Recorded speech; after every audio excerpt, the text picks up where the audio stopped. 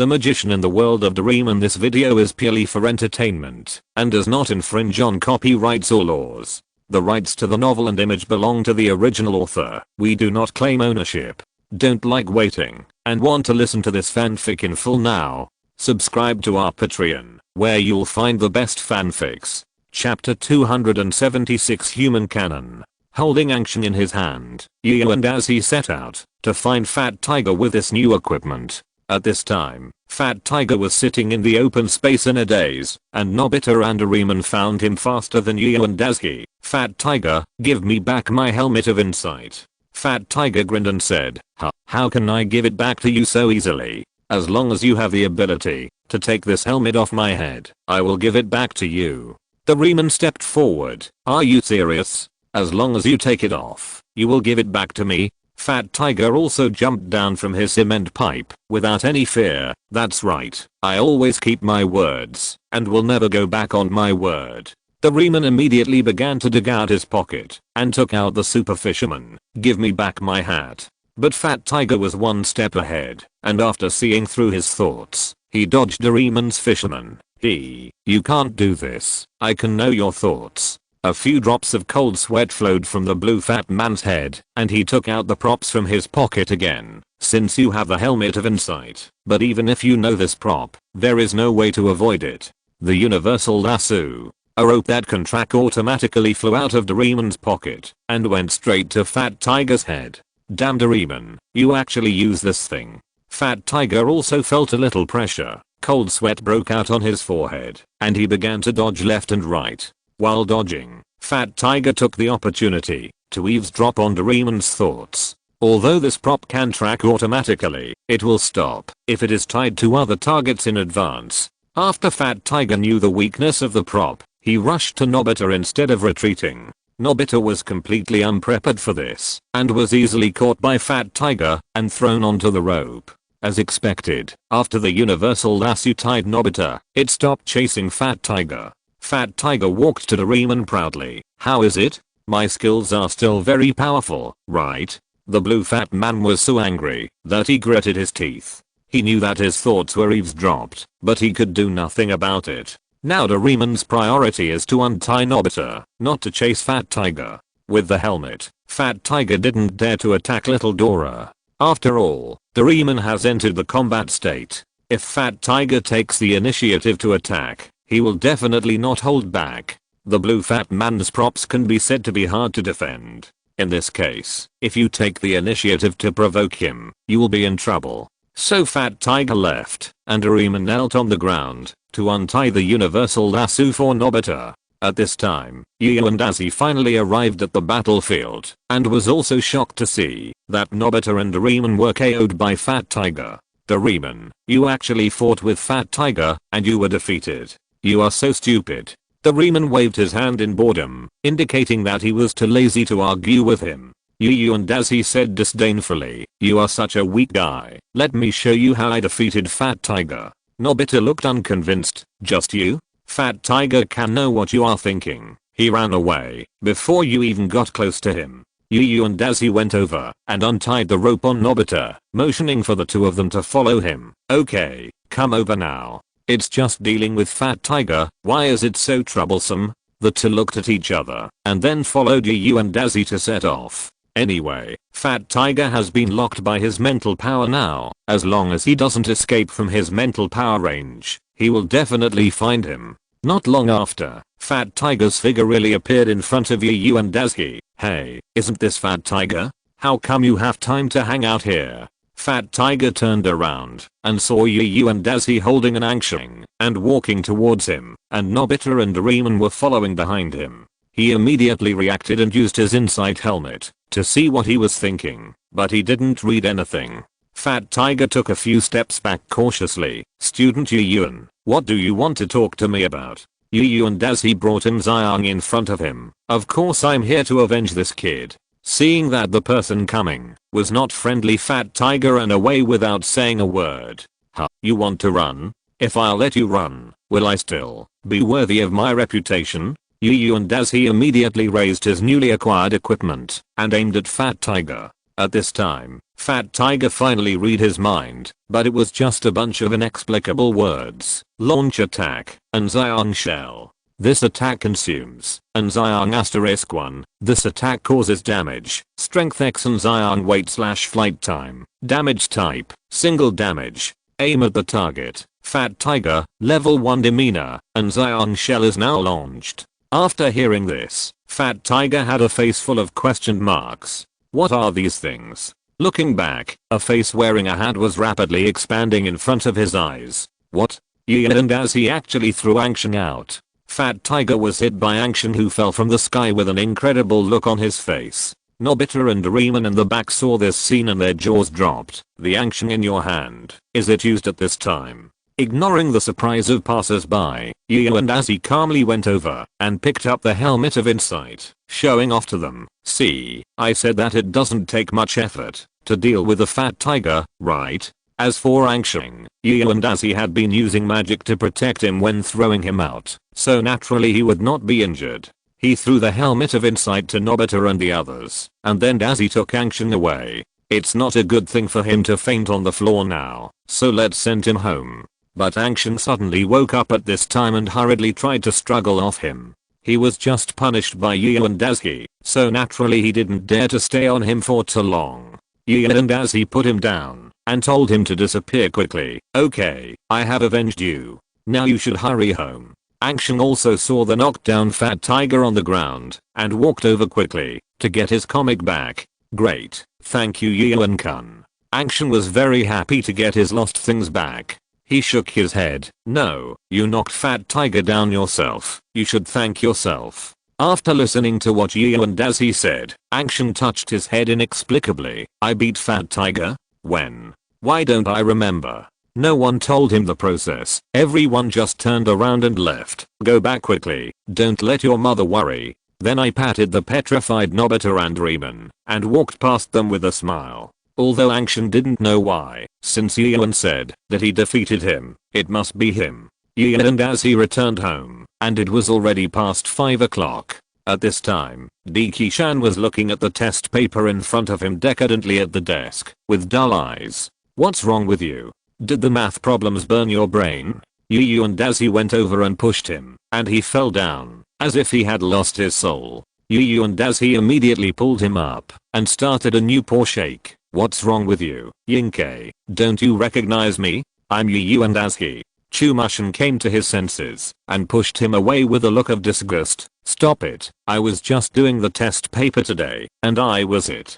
Chapter 277. Does the somersault cloud really exist? Hearing this, and as he immediately became interested. Hey, what kind of test paper can discourage the genius Chumashin Yunkei? Just as he finished speaking, Zyadishin threw a pile of test papers in his face. Stop it, okay? I'm talking to you about serious matters now.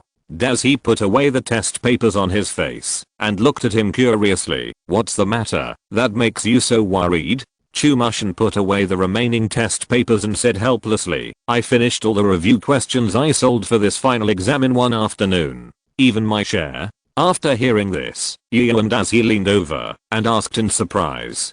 Chumashin nodded. Yes, I didn't stop for a moment. So, what are you doing there? At this time, a handsome guy next to him happily danced with Laserane. Nothing, I'm just a little happy. Finally I don't have to do the test paper. Zyadishin collected all the test papers with her mental power and then said, I will erase the words on these and then give them to you to do. Then he looked at and Daisuke again. By the way, I also want to buy new ones. Just as he was talking, and Daisuke had covered his mouth. No, you don't want to. After that, and Daisuke took off his dark star cloak and his crystal ball and cast a secret spell on them. Then he used the dark star cloak to turn into a mask, covered Dekisugi's mouth, making him unable to speak. Then he used the crystal ball to seal his mental power so that he couldn't erase the words. Looking at his masterpiece, and as he clapped his hands in satisfaction. You still want him to do the test paper?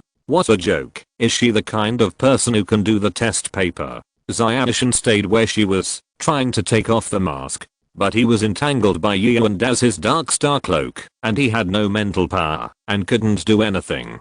His current strength is too small, and his mental power is sealed, so he is powerless to compete with Yu and as his treasure. Okay, I'll go make dinner. You'll stay like this until the final exam is over. For his happiness and peace, Zayanshin can only put up with it for a while. Speaking of which, I don't know why, Chumushin's life has been getting better and better recently. Now Yu and as he makes dinner, so what can he be dissatisfied with? During dinner, Zayanshin held a sign that read, "When I'm free, you'll be dead." Yu and as he smiled and put a piece of green pepper to his mouth. Come on, good boy, eat more green pepper. Seeing that he kept shrinking back, Yu and as he controlled the spatial ability of the Dark Star Cloak and put the green pepper into his mouth. Chumushin didn't hate green pepper, but the bastard Yu and as he fried a large plate of green peppers for him, which was unbearable for anyone. Seeing that he was so happy that he almost fainted, Yu and as he took out a stack of dried chili peppers.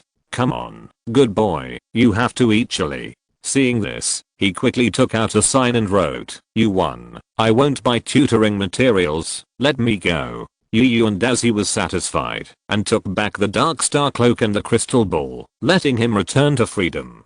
Chumushin angrily picked up his bowl and started to eat. Now Yu and as he just wanted to stay away from this bastard, because when it was dangerous, he was the safest, but when it was safe, he was the most dangerous. The past few days were completely in dire straits, and he was almost suffocated by Yu and as he. Seeing this child sulking, Yu and as he hugged Chumushin's neck. Be happy, we two finally reached a consensus, right? Zayanshin silently uncovered Yu and as his old scar. Do you still remember the lottery ticket you tore up? Although the number on it is not 300 million, it still has a prize of 5 million. Yu and as he suddenly felt that his world began to lose color. Now there is no way to verify what Zayanshin said because the newspaper and lottery ticket are gone. How to verify it? Although the truth of this matter is still uncertain, it is still a thorn in his heart. Seeing that his goal has been achieved, Demishin happily finished his meal and looked at him like a winner. Yu and as he had no time to care about Zayanshin's ridicule because his mind was full of his money. Even if there is number 300 million, it is good to have 5 million.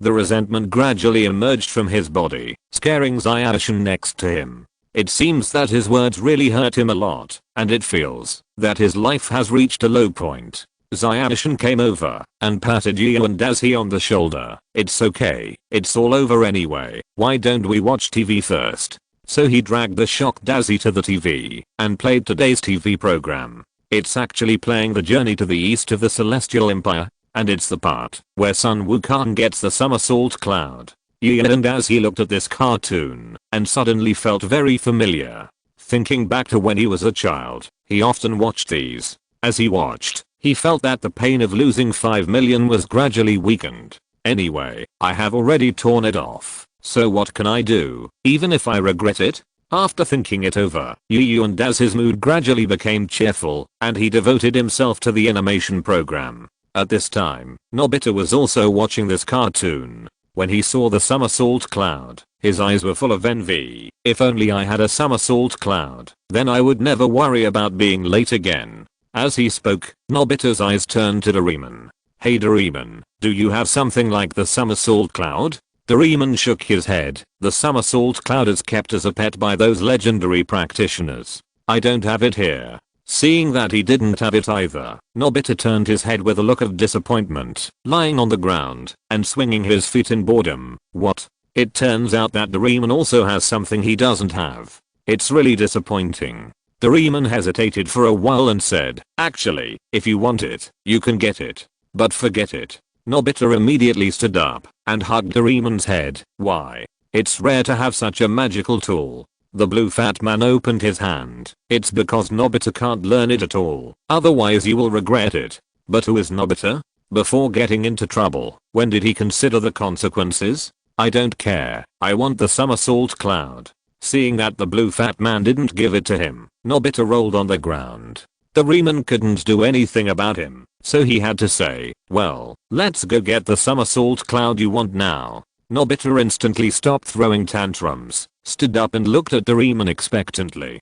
The blue fat man took out the anywhere door and adjusted the location here to the Piomio mountain in the Shiancheo dynasty. The two of them walked into the fairy mountain through the anywhere door and shuddered immediately. It was only March, which was a very cold season.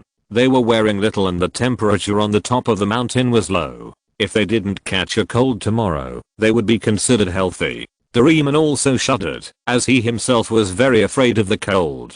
Seeing the clouds here, Nobita said excitedly, "Doraemon, is there a somersault cloud here? Is it that one?" Then, Nobita ran to a white cloud near the top of the mountain. Chapter 278 Caught. Seeing that he was so disobedient, the blue fat man quickly put on the bamboo dragonfly and prepared to deal with the next situation. This must be the somersault cloud, right? Nobita stepped on the cloud with one foot and felt that he stepped on a ball of air. At this moment, he seemed to recall his life and then shouted loudly, "Help! Help Doraemon!" At this time, Doraemon had rushed to his side and hugged Nobita who was falling. "Really? That's just an ordinary cloud. How could it be a somersault cloud?" After bringing Nobita back to the top of the mountain, Doraemon was relieved. Somersault clouds are not clouds you can see casually. If you want to catch them, you need to use special methods. While talking, the blue fat man took out a bowl of food from his pocket. "Let's use this somersault cloud food." Nobita looked at this bowl of strange things and always felt that the blue fat man was not very credible this time. First he said that he could find things in mythology, and then he took out a bowl of even more bizarre objects, which was so unreal. Doraemon saw Nobita's doubts, put the basin on the ground, and took Nobita to hide behind the stone. "Now we are like fishing. When those somersault clouds come to eat, we will suddenly attack and catch them." Nobita nodded, and then squatted behind the stone with Doraemon, waiting for the prey to take the bait.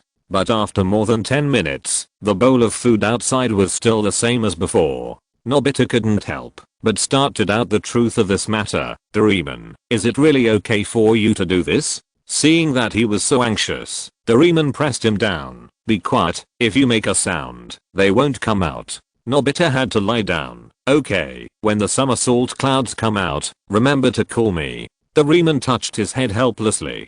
This Nobita really needs people to worry about everything.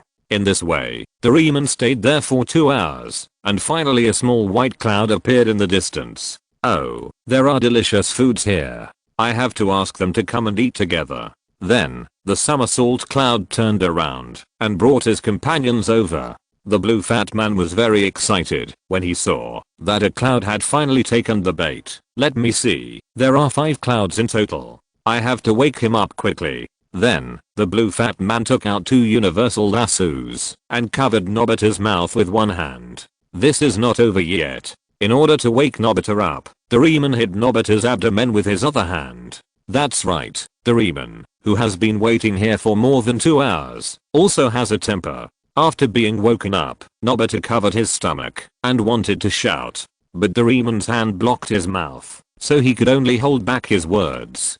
"Don't make noise. Now there is a somersault cloud on the hook. Take this universal lasso." Nobita also knew that now was not the time to lose his temper, so he picked up the universal lasso and stood up with Doraemon. 5 somersault clouds were eating happily nearby when suddenly 2 people suddenly appeared next to a nearby stone and shouted loudly, "Oh no, there are people here." The other clouds panicked when they saw that there were people ambushing around, and they ran away quickly. Nobita and Doraemon put on bamboo dragonflies and started this pursuit.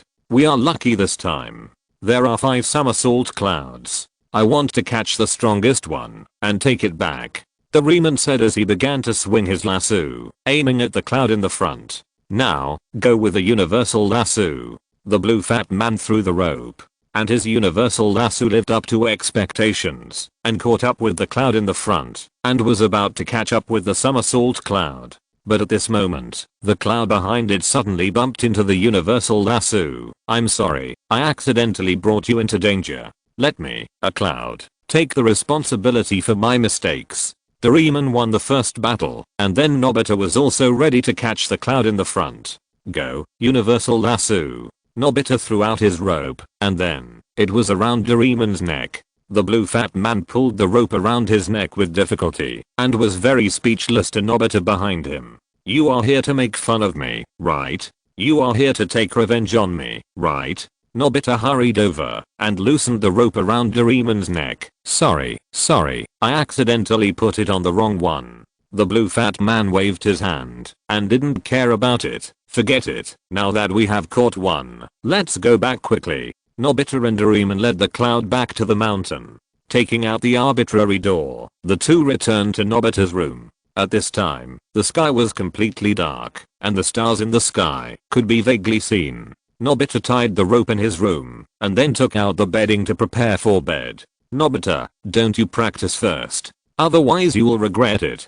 Seeing Nobita's lack of fighting spirit, the blue fat man kindly reminded him. Nobita looked at the very docile somersault cloud and didn't take it to heart at all. It's okay, look at Sun Wukong, isn't it very easy to control the somersault cloud? Doraemon said to himself helplessly, that's because you haven't seen how terrible he is. People who don't know will suffer a lot. After that, Doraemon no longer cared about Nobita. Anyway, he would soon understand why he was asked to practice. After solving the problem of the somersault cloud, Doraemon was already very sleepy and returned to his closet. Yawning, forget it, Nobita will regret it soon anyway. After that, he closed the door with his hand and went to sleep. The next morning, a familiar voice came from Nobita's room. What should I do? I overslept again. He hurriedly changed his clothes and then saw the somersault cloud that had accepted its fate and suddenly became quiet again. By the way, as long as I use this somersault cloud to go to school, I won't be afraid of being late. Doraemon heard his thoughts and shook his head helplessly. I advise you not to do this, because you have never practiced before, and something bad will happen. Nobita ignored Doraemon's advice and rode on the somersault cloud directly. You are too worried, so I will go to school now. As he said that, he untied the rope that was stuck on the wall, took it in his hand, and prepared to leave. Doraemon waved at him. Since you don't listen to my advice, then I wish you a safe journey. Nobita shook the rope like riding a horse, and then the somersault cloud disappeared quickly in front of Doraemon's eyes like a horse that had broken free from its reins. I'm leaving. Gian and as he had already arrived at school, and Zayashin had given up the idea of asking him to do exercises. Now he finally understood that people like them basically don't need to practice. He did exercises all afternoon yesterday, but he didn't make any mistakes. He no longer needs the knowledge in school. After spending so much time, Dekisugi finally put himself in the right position and truly put himself on the level of a superpower. So he spent the whole night last night studying the super time and space jump navigation device. And as he was looking at the outside world and began to wonder why Nobita hadn't arrived today, even though he had finished a class. Chapter 279 Just Borrowed. Finally, after they had carried their lunch in, Nobita finally appeared in front of everyone in a mess. The teacher who was supervising the students eating lunch saw that he had finally arrived and first handed him his lunch and then asked him to stand outside. After all, this was beyond the scope of being late. It was simply skipping class. And as he sat in his seat, staring at Nobita standing at the door in a daze. Hey teacher, shouldn't your focus be on why he is holding a cloud? Nobita still held the rope in his hand, and the somersault cloud was floating above Nobita's head. But everyone turned a blind eye to this, as if he had always been carrying a cloud. And as he certainly expressed his great interest in this, because the cloud that Nobita was holding did give him a very strange feeling. This cloud seemed to have a soul, and it was not an artificial soul. In other words, in a sense, this cloud was actually a living thing. At this moment, the soul-devouring monument, which had been silent in the sea of consciousness, suddenly appeared, scaring him. Oh, isn't this the somersault cloud? I thought this species had long been extinct, but there are still some left here. And as he stuttered immediately, the somersault cloud you mentioned, is it the one I was thinking of? The soul-eating monument said as a matter of course. What else could it be? I'm talking about the kind of cloud that can travel a distance of 108,000 miles with one somersault. Is that really the case? The soul-eating monument was a little impatient. Could it be that in your understanding, there is a second thing called the somersault cloud? And as he shook his head, but became even more excited, but the soul-eating monument instantly shattered his fantasy. Forget about wanting to travel a distance of 108,000 miles in an instant. This kind of cloud won't work. Hearing this, his eyes instantly became dead fish eyes. Does the somersault cloud have to be divided into multiple varieties? The soul-eating monument patiently explained to Yu and Daisuke, what are you thinking about? The somersault cloud you mentioned was a magic weapon, not this thing now. I was puzzled. Then why did you say this was the one I knew? Shut up. Listen to me finish what I say before you interrupt. Yu and Daisuke shut his mouth obediently. This somersault cloud is a prototype of magic weapon. It only needs a little bit of forging. After hearing this, Yu and Daisuke understood. Then the forging matter. Soul-devouring monument said helplessly, okay, leave it to me. Give me the top grade wind attribute magic stone you got last time, and I will enchant it. He nodded immediately, no problem, then I will be responsible for snatching this thing. Soul-devouring monument immediately retorted, what nonsense are you talking about? Can you call it snatching when it comes to magicians? The two of them took a while to reach an agreement, and then Yu and Daisuke began to think of a way to get the somersault cloud. By the way, old man, it seems that I still don't know your name after so long. Are you called Soul Devouring Monument? Well, you can keep calling me that, but my name is Lingfeng. It's just a name, I don't care much. I see. Yu and Daisuke nodded. It was embarrassing that others didn't know their names after helping him so much. After school in the afternoon, Yu and Daisuke began to monitor Nobita, preparing to find an opportunity to take it away. After Nobita returned home, he complained to Doraemon, saying that this cloud was very bad. This cloud took me around Japan, and it was already noon when I returned to school. After listening to Nobita's complaints, Doraemon began to criticize him. I said from the beginning that it is impossible to control this cloud without practice. Nobita had to bow his head and admit that he was indeed wrong this time. Well, you should practice how to use the cloud now and try to ride it to school tomorrow. Seeing that Doraemon had no intention of helping him, Nobita had to pull the cloud and fly out of the window again. Yu and as he immediately finished his homework quickly and prepared to go out to take the cloud. But Nobita stumbled and flew far away, and even Yu and Daisuke had some difficulty locating him. Really? This guy obviously can't ride, but he wants to fly so far. Is he going to die? After finally calculating the distance between the two of them through the observation mark of the crystal ball, Yu and Daisuke temporarily gave up the plan to chase him directly. Anyway, after he learns it, I don't believe he won't come back. So Yu and Daisuke began to hang out outside the house, ready to wait here. After more than an hour, Nobita finally managed to control the somersault cloud. Great. It turns out that riding the somersault cloud is not that difficult. Nobita stood on the somersault cloud and began to look at the people below like a leader inspecting his subordinates. At this time, Fat Tiger, who was playing baseball, saw Nobita and was immediately very unhappy.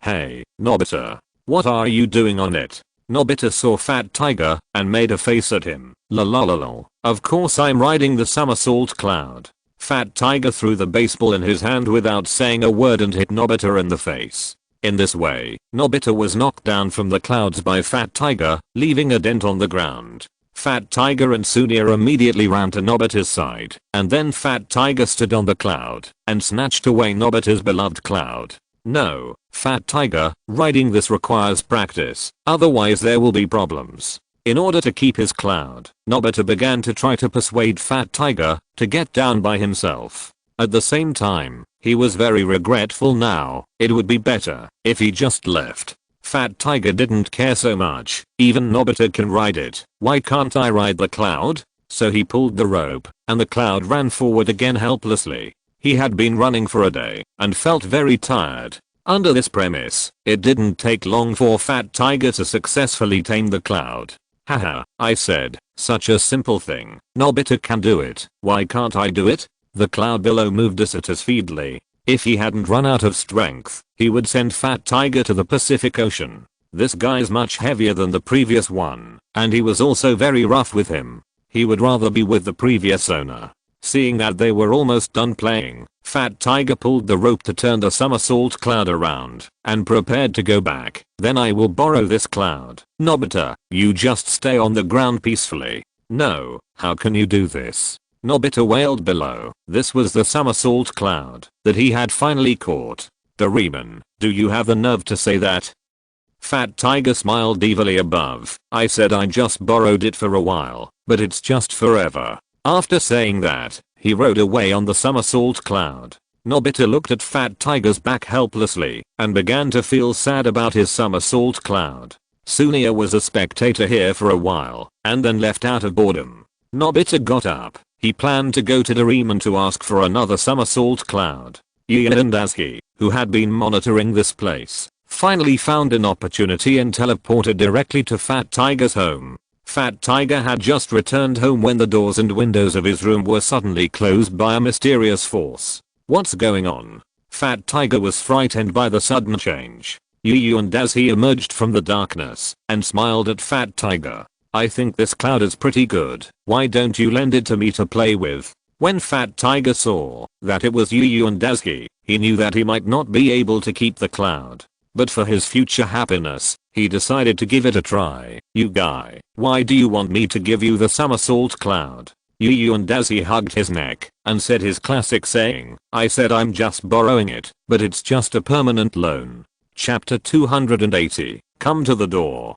Fat Tiger was so overwhelmed by Yu and Azuki that he could only say, I know, I'll give it to you. Then he could only reluctantly hand him the rope in his hand. Yu and Azuki stood on the somersault cloud and controlled it to fly towards his home. After returning home, Zio-chan was studying the super time and space jump navigation device. Seeing that he was so busy, Yu and Azuki quietly put away the somersault cloud and handed it and the magic stone to the soul-devouring monument. Without saying a word, the old man immediately started to refine the device. By the way, do you plan to use this thing yourself or give it to someone else? Yu and Azuki thought for a while and said, I'd better give it to Junfei. After all, he needs this somersault cloud more than me. Why, if you give this thing to someone else, do you have any other requirements? The old man coughed twice and explained to him, if you use it yourself, I only need to increase the speed.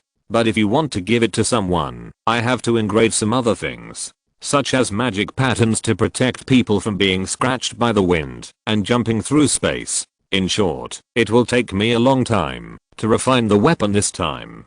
Fortunately, your magic stone and cloud are more compatible, and the effect should be very good. Yu and Azuki nodded. Then the rest is up to you. I believe in your ability. The voice of the soul-devouring monument gradually died down. Besides us, who else can you trust so much? Hearing his words, Yu and Azuki got goosebumps. Why did this old man become so arrogant? Having said that, he still had 100 confidences in the soul-devouring monument. Then he walked behind Zio-chan and began to observe him researching the super time and space long jump navigation device. He noticed the footsteps behind him, and Chumushin turned around and looked at him. You are back. Come and see my semi-finished product. Chumushin placed these things in front of Yu and Azuki, letting him take a good look at the results of his hard work. These are all parts. It seems that they have not been assembled yet. Zio-chan nodded. Yes, there is always one thing I can't understand here. That is the wormhole opening device in the middle, and the rest are secondary. Opening the wormhole is the core of this device. Without it, the rest is empty talk. Yu and Azuki fiddled with the parts casually. Then what is the use of these things? Do they look good? He shook his head. What are you talking about?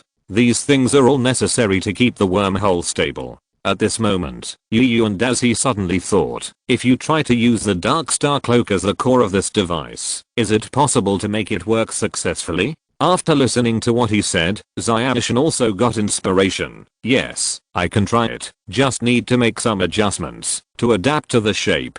Just like that, Zio-chan once again devoted himself to his research.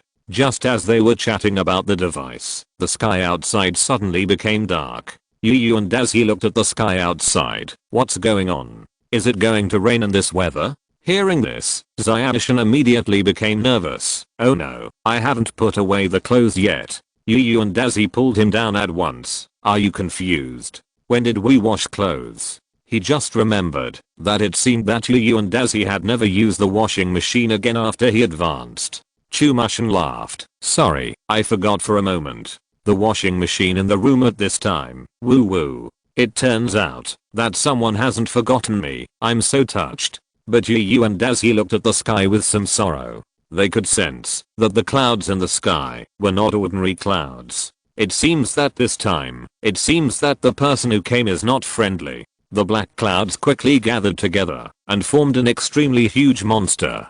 Zyadishan also put down his things and stood up to confront the monster. An illusory hand pointed at them. You guys, return my child. Zyadishan looked puzzled. When did they take the child of this monster? Yin and Daisy pushed Zyadishan away. This matter had nothing to do with him and was not his business. Do you want your child? I'm sorry, that cloud is dead. How could he spit out the fat meat that was already in his mouth so easily? The black cloud became silent, and it had long felt that the breath of its child had disappeared. Now the last breath of its child remained on Yu and Daz's body, so it could only come and try its luck. Zyadishan turned and looked at Yu and Dazi. His child, didn't you take it away? Of course, he would not admit such a thing, otherwise Zyadishan would make a fuss again. As for who would take the blame, of course not. His son was taken away by Nobita and the others. Nobita wanted to ride it to school today, so he was late for half a day.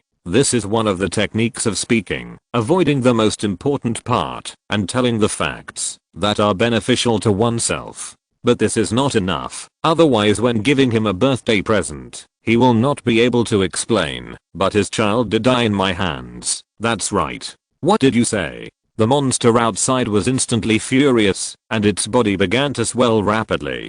Zyadishan was also anxious. He believed that Yu and Dazi would not kill casually. However, the somersault cloud has been a material for refining weapons since ancient times. People will not give up hunting and killing it, just because the other party has developed intelligence, just like humans are reluctant to give up wild suede coats. You should explain it to him, otherwise you will really have to fight. Yu and Dazi made a prohibitive gesture to Zyadishan. Don't worry, I was ready when he came to find me. As he said that, he flew out of the window and faced the huge dark cloud. Yes, I killed your child. Do you want to avenge him? I'm here anytime. The dark cloud was also unambiguous. Since my child is dead, I want you, the murderer, to be buried with him. As he spoke, the dark star cloak had already appeared on Yu and Daz's body, covering his face. There were already many people watching below, and he had to protect his information, otherwise the problem would be even bigger. This time he did not take out the dark blade, because from the appearance, it can be seen that the dark cloud's body is immune to most physical attacks. Crow and Yu and Dazi both flew up to the sky in tacit understanding, so as not to hurt the innocent citizens below. Although they didn't care much about these, killing people casually would increase karma. At that time, it would not only affect the practice, but it would also be very likely to go astray when advancing. In this way, the man and the monster quickly came to the top of the clouds. Zyadishan watched them disappear in the sky with concern, but he couldn't participate in the war in the sky now. Although the necklace given by Dazi allowed him to fly, his speed was simply not as fast as his. And even if he went up, he guessed that he couldn't help Yu and Dazi deal with the monster. The people on the ground saw that the dark clouds and the strange man had left, and those who were not surprised by Doraemon went about their own business. The dark clouds began to gather and formed a giant. Today, only one of us can survive. Yu and Daz's wooden spirit staff also pointed at him. I know very well that there is no other way to end hatred. Chapter 281 The Betrayer. When the two sides were on the verge of a fight, the soul-devouring monument suddenly reminded Yu and Dazi, spread your magic power into the clouds. Just disperse about 1/3 of it. Yu and Dazi did not ask any more questions. At this time, he believed that the soul-devouring monument would definitely not harm him. So Yu and Dazi began to slowly release his magic power and gradually merged into the clouds. At this time, the body of the dark cloud giant flashed a strong light and spit out a yellow lightning at Yu and Dazi, who was emitting magic power in the air. But he easily dodged this attack with the dark star cloak. The first attack failed, and the dark cloud monster did not stop the attack, but opened his mouth and spit out a large amount of hail. Humph, it's just some tricks. Yu and as he gushed out magic power in his hand and swung his wooden spirit staff like a stick, so fast that people thought it was a shield. The staff lived up to expectations and blocked all the skills. As for the mood of the wooden spirit staff now, Yu and as he did not have the energy to care about him for the time being. Is that all you know? Then you can't kill me, let alone avenge your son. As he spoke frivolously, flames suddenly appeared on the top of his staff, and he casually threw out several fireballs. With his current magic reserves, he can use this second level magic, as if it doesn't consume mana. And as the relevant laws are improved, the power of this kind of spell will become stronger and stronger.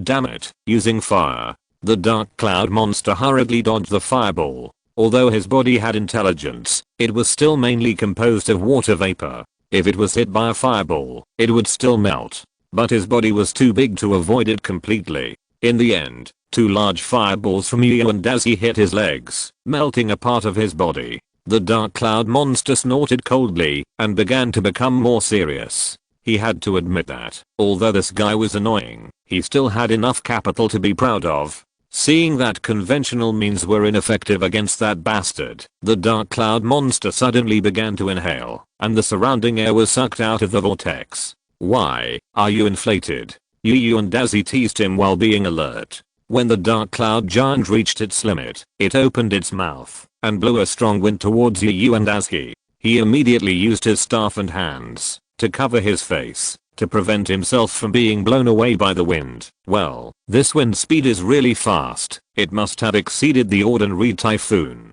It would be better if there was a leverage point on the ground, but here was above the cloud top. He could only use his magic power to resist this strong wind, and the cloak behind him was also rustling. In addition, he was afraid of being blown away by the wind, so he dared not move casually. The dark cloud monster smiled. You should have nowhere to hide now, right? Then, several hailstones mixed in the strong wind and hit Yu and Daisy at a speed far exceeding the usual speed.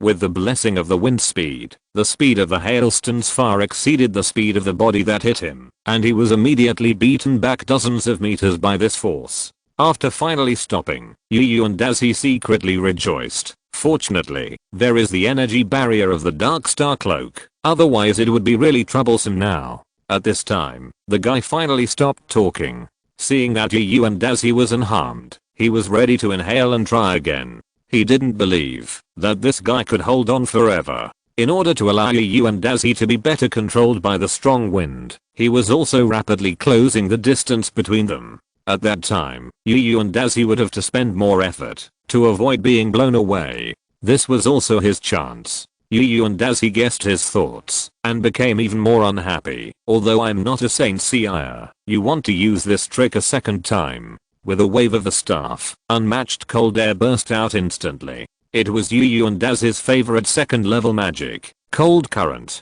Seeing this magic attack, the guy immediately stopped this idea. If he accidentally inhaled this cold air, he would be frozen. At that time, he would be materialized and then shattered, and he would really die. While he stopped breathing, Yu and Daisy's magic power began to gather again. The Dark Star Cloak also emitted a burst of black mist, and then his figure disappeared on the spot. The giant was not panicked at all. Now there were clouds here, and all the clouds could be his eyes. A few seconds later, Yu and Daisy, who had accumulated a lot of magic power, appeared behind him, bringing with him an endless cold current, level 3 ice magic, ice cyclone. The dark cloud giant knew that he couldn't take this move head on, and immediately turned himself into countless tiny dark clouds. Yu and Daisy smiled. Too late. Although his reaction speed was fast, the blue cyclone had already formed and still swept half of his body. Countless ice chips fell and turned into hail when they were on the ground. The giant condensed again, but this time his body was much smaller. Yu and Daisy first lifted his combat readiness, but still tried to give him a chance. I was wrong this time. 1 life for 1 life. If you go back, we'll write it off. How about that? The giant had no intention of negotiating and dispersed himself again. You said before that there is no possibility of resolving the hatred between us. Take my last move. As soon as the voice fell, the dark cloud giant dispersed into countless small dark clouds and flew in all directions. Yu and Dazi shook his head helplessly. He had known that this would be the result, so he had to pick up the staff again to prepare for the enemy. The black dark clouds attached to the white clouds, gradually dyeing all the clouds here black.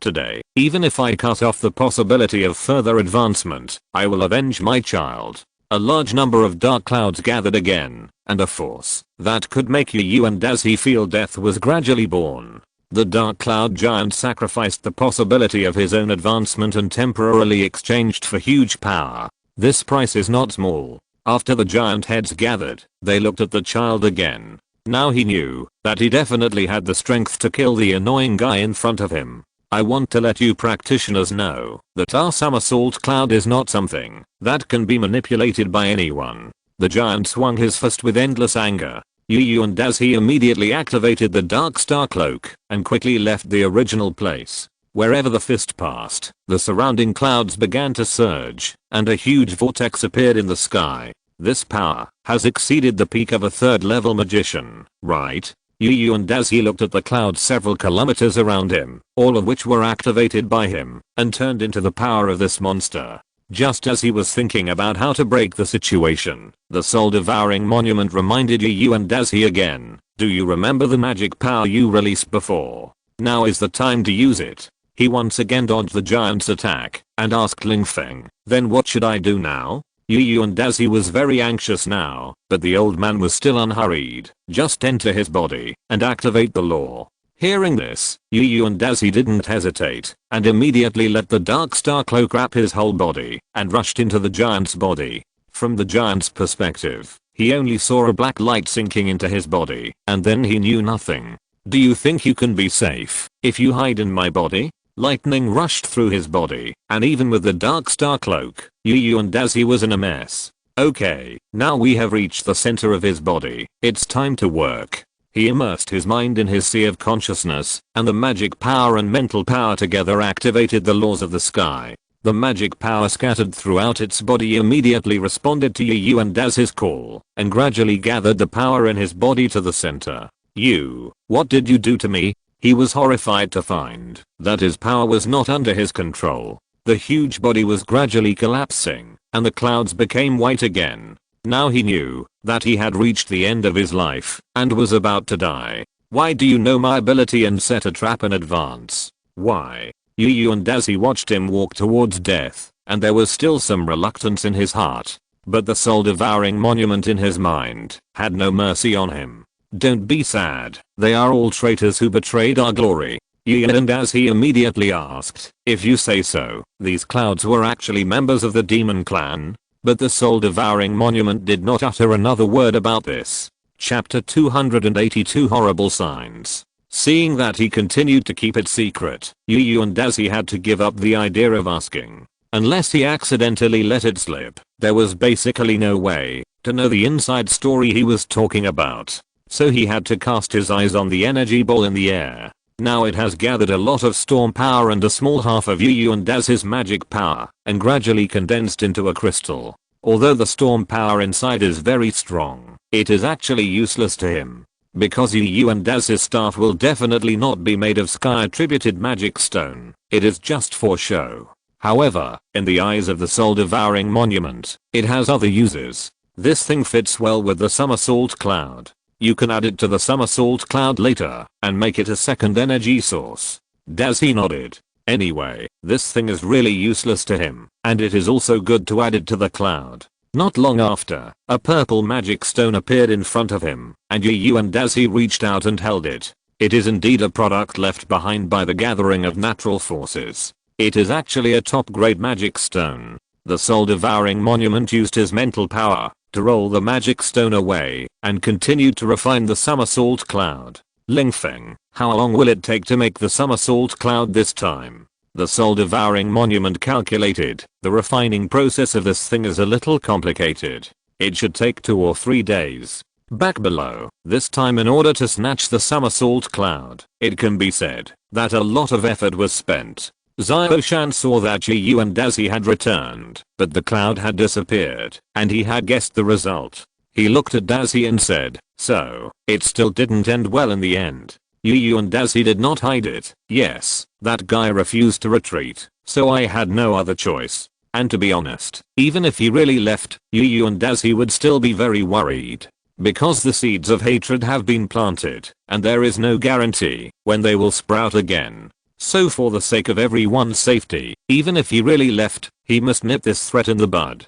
Cut the grass, and get rid of the roots. Xiaoshan looked a little depressed. After all, this time he was really just worried about his child. But he quickly adjusted his mentality. On the road of cultivation, whose hands would be clean. Even he, who had always been kind, had blood on his hands. The man possessed by the monster, the boy in the bank, and Letina, their deaths were more or less related to him. What ability and qualifications does he have now to condemn Yu and Daisuke? Moreover, for those who threaten his life, even if he kills them, he should not have mercy. He can't even guarantee whether he will die tomorrow, so how can he care about the life and death of others? Okay, let's not talk about these sad things. Yu and as he changed the subject, and prepared to find something else to adjust his mood.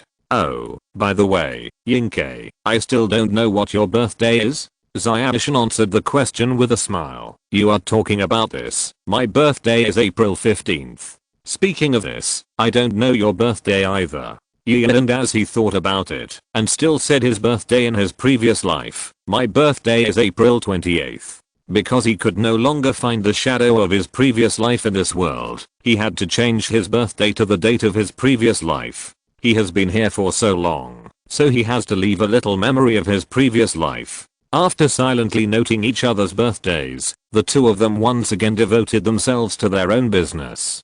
Demushin was thinking about how to make a wormhole maker, while Yu and Daisuke began to make up for the magic power he lost in this battle. This time, the gains and losses were equal, so there was no question of whether it was a loss or not. The night was spent peacefully, except that the aunts occasionally discussed why hail fell in March. After all, Yu and as he knocked down quite a few clouds this afternoon, so many people were hit. But under the protection of the rules of this world, no one went to the hospital, which can be regarded as a wonder, right? Under the rules of this world, as long as it is not a cut by a sharp weapon, a full body blow, or a killing by dark energy, ordinary blows will not kill people. Of course, if you suffocate someone to death with force, you are also awesome. Yu and as he knew this rule, so he destroyed the building so recklessly. Anyway, at most people will be injured by the wall, and it is impossible to be killed by the wall. After a night of sufficient sleep, they greeted the next day with full energy.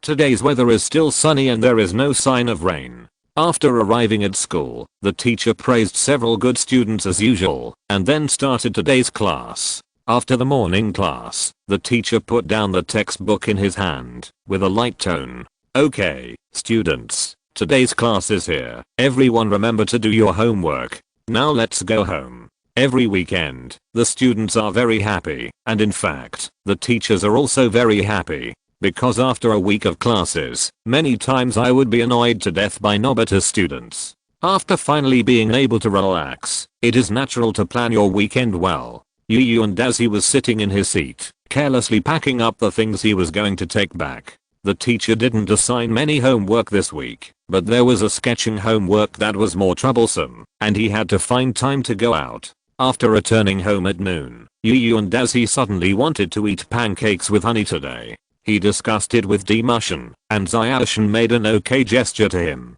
The two found the terrible book in the yard. There was no way. He would occasionally want to be lazy, and it was also very tiring to cook every day. After a simple lunch, the two of them entered the daily necessary nap time. Although we didn't lack sleep, we had experienced a morning of training, and consumed a lot of mental energy. Therefore, on normal days, they would find time to take a nap. After taking a nap in the afternoon, they had to get up to do homework, and then go out to sketch, so that their daily life would be rich. At this time on the street, Ziofu suddenly said something to Angshan and Haruo with a panicked look on his face, and then everyone ran away in fear. Nobita looked at the strange behavior of the people below, with a puzzled look on his face, not knowing what they were doing. At this moment, Doraemon's tail suddenly began to twitch, and the blue fat man was also very uncomfortable. This feeling is that something ominous is approaching rapidly. At this moment, Several crows flew past Nobita's window and crashed into Nobita's window. Nobita immediately moved away from the window. Yes, ominous signs continue to occur. Then, the sky began to gradually become dark, and a few strange laughs were heard faintly. Both of them felt the approach of danger, but they didn't know how to avoid this ominous meaning. Chapter 283 Everyone's Choice. At this time, below Nobita's room, Fat Tiger was standing at the door with a smile. At 3 o'clock in the afternoon, Yu and Daisy and Dekisugi took the drawing board and new paper, and prepared to go to the back mountain to sketch. As soon as he went out, Yu and Daisy saw the black cloud in front of him, and there was a faint sense of foreboding. What's going on? Is the father of the black cloud here too? He felt it carefully, and found that the black cloud had no soul, and should not be seeking revenge. Yu and Daisy wiped a cold sweat. That's good. I was worried that I would start to be constantly sought revenge, and then be forced to wander around the world, and finally reach the peak of life. Just when Yu and Daisy was secretly glad that he didn't have to force himself to enter the protagonist mode of Zyuxin, the ominous feeling from the black cloud suddenly became stronger, and he took several steps back in fear. This feeling, is it the body of destruction? Yu and Daisy said nothing, and immediately pulled Zyuxin away from the range of the black cloud, and went to the back mountain. Nobita and Doraemon felt that the source of the ominous feeling was approaching rapidly, and they were so scared that they hugged each other and trembled. Oh no, he's here with the concert flyers. Nobita's door was opened, and Fat Tiger looked at them with a smile. The two jumped up immediately. Yes, the source of that feeling is him. Fat Tiger was frightened by their shouts. What did you two just say? What's the feeling? Nobita and Doraemon immediately realized that they had said something wrong, and hurried to correct their mistakes. Haha, it's nothing. We just felt that something good would happen today, and it turned out that you came. Nobita wiped the cold sweat, and smiled to please Fat Tiger. At this moment, a crow crashed into Nobita's window again, scaring everyone. Doraemon lied again. Look, after you came, Fat Tiger, the crows that represent bad luck were scared to death. Fat Tiger didn't hear the sarcasm of the two people, and walked to Nobita, and hugged his neck. That's very well said. I'm the lucky star that brings you luck. The two laughed and said, really? That's great. So what did you bring today? Need I say? Of course, it's my concert ticket. Fat Tiger smiled. He has always been looking forward to his own concert. Nobita and Doraemon felt that their heads were about to explode. Fat Tiger's concert? Do you want others to live? Although they wanted to slip away, they had to obey at least on the surface. Ahaha, it turns out that you, Fat Tiger, are going to have a concert again. No wonder today has been so bad. Fat Tiger didn't hear the latter muttering to himself, and announced another thing more happily. Today is not only a concert, but also a special Fat Tiger dinner show. Are you looking forward to it? Nobita and Doraemon felt that their world was about to collapse. No wonder there were crows crashing into their doors all day. It turns out there is this. Here are 100 tickets for the concert and dinner show. Each ticket costs 100 yuan. Nobita, I'll leave it to you to sell them. Fat Tiger handed a stack of tickets to Nobita, and then pulled Doraemon up. As for Doraemon, you can accompany me to the open space to set up the venue. Nobita, you must sell all the tickets. After saying that, he pulled Doraemon's collar and took him away. Nobita stood there alone, looking at the stack of tickets in his hand, and gradually fell into despair. How can you let me sell these 100 tickets? Nobita reluctantly began to visit every household he knew, so Nobita first went to the house of Sunia, who had the best relationship with him. Looking at the imposing iron gate, Nobita pushed the door open and walked in. This time, the iron railings were not locked, which surprised Nobita. When he walked to the front door, Sunia was yelling at his parents. Mom, let's go to Hawaii now, or Hong Kong. Anyway, I want to leave here now. Sunia's mother yelled at him in the house. Why are you talking nonsense, kid? We don't have any plans to go out for a trip now. Sunia saw his mother like this, and stamped his feet anxiously outside. Hurry up, Mom, I have to leave now. Otherwise if Nobita comes, my life will be in danger. As he said that, Sunia looked back, and was so scared that his hair stood up. Ah, Nobita is here. Mom, I have to leave now, otherwise I will die in front of you. Sunia's mother saw her son making such a fuss, and she slammed the door and ignored him. Nobita looked at Sunia pitifully and handed him a ticket. This is a ticket for Fat Tiger's concert and dinner show, which can be bought for 100 yen.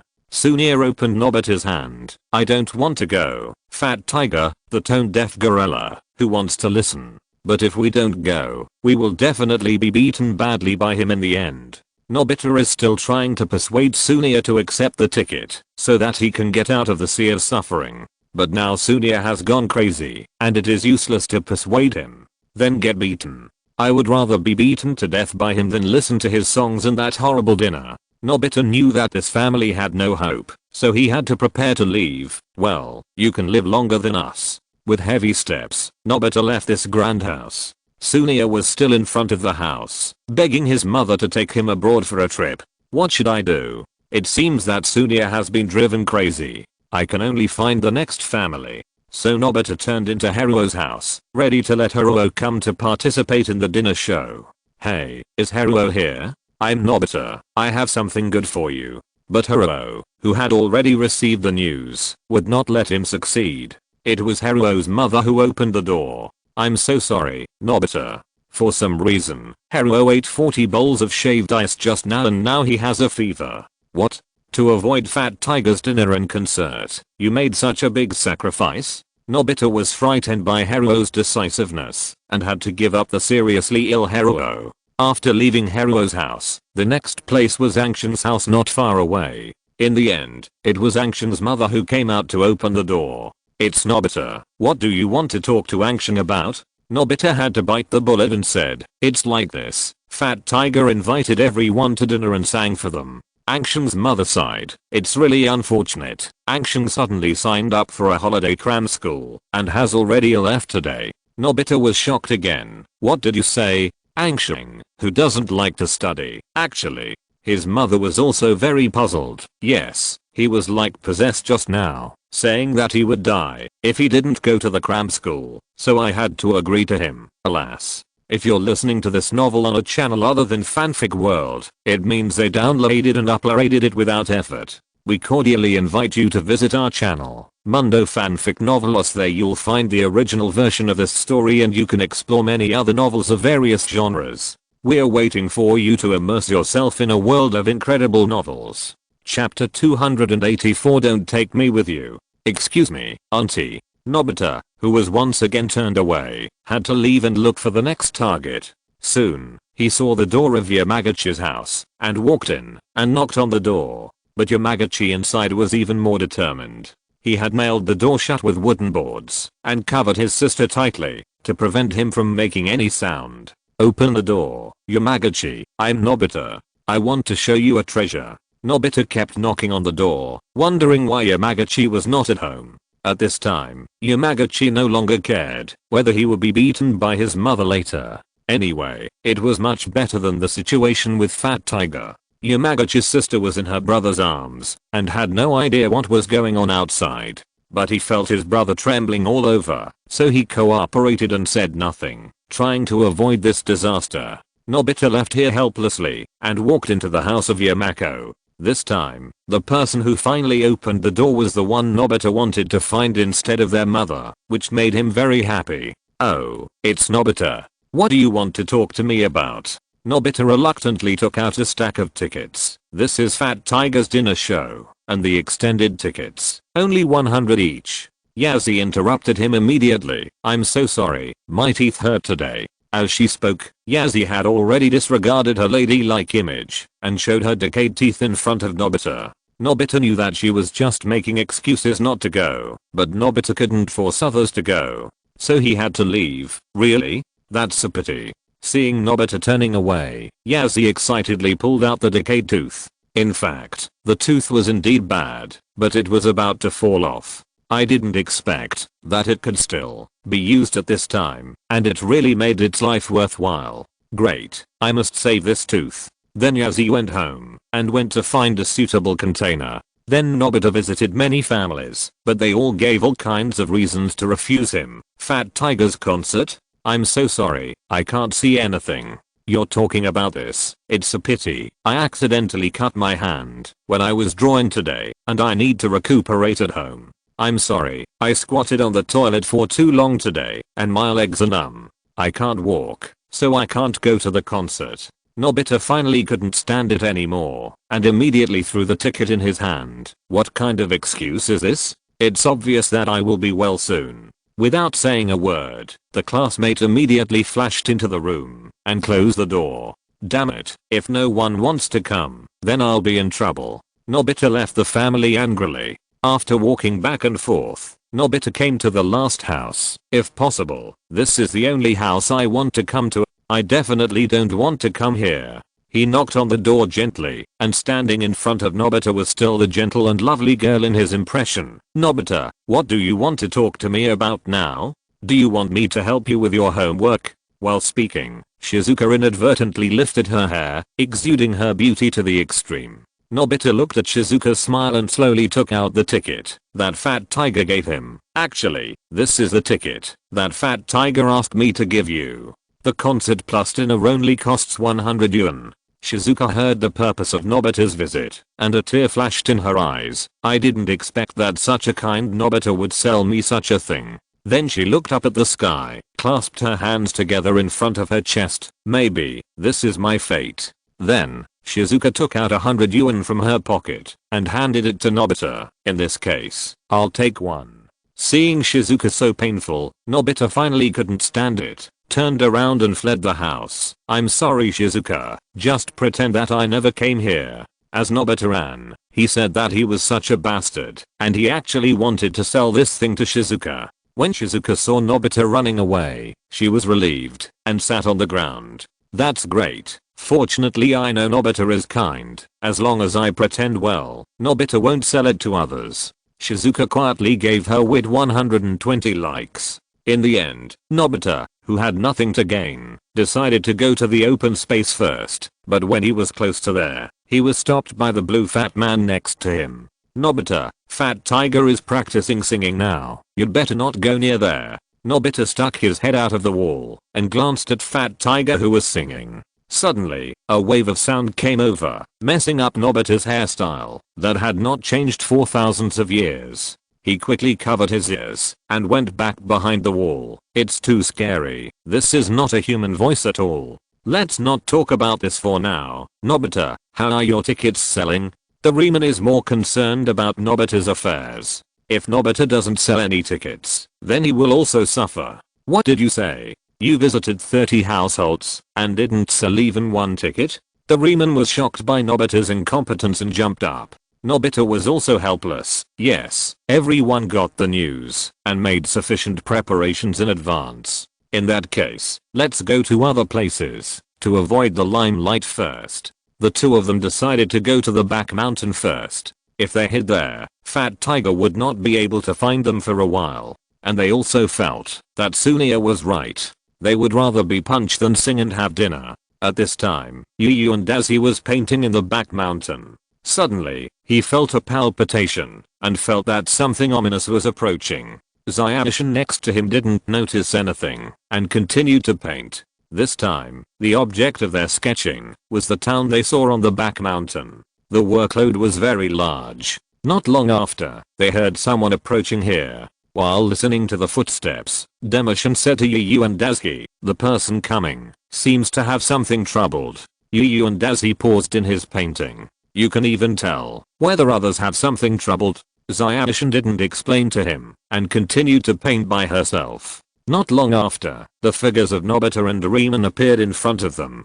Xiaoshin greeted them. Nobita, you seem to have something on your mind. Is there anything I can help you with? Nobita and Doraemon looked at each other. It seemed that there were two people who didn't know about it. After exchanging glances, they immediately decided to sell the concert tickets to these two.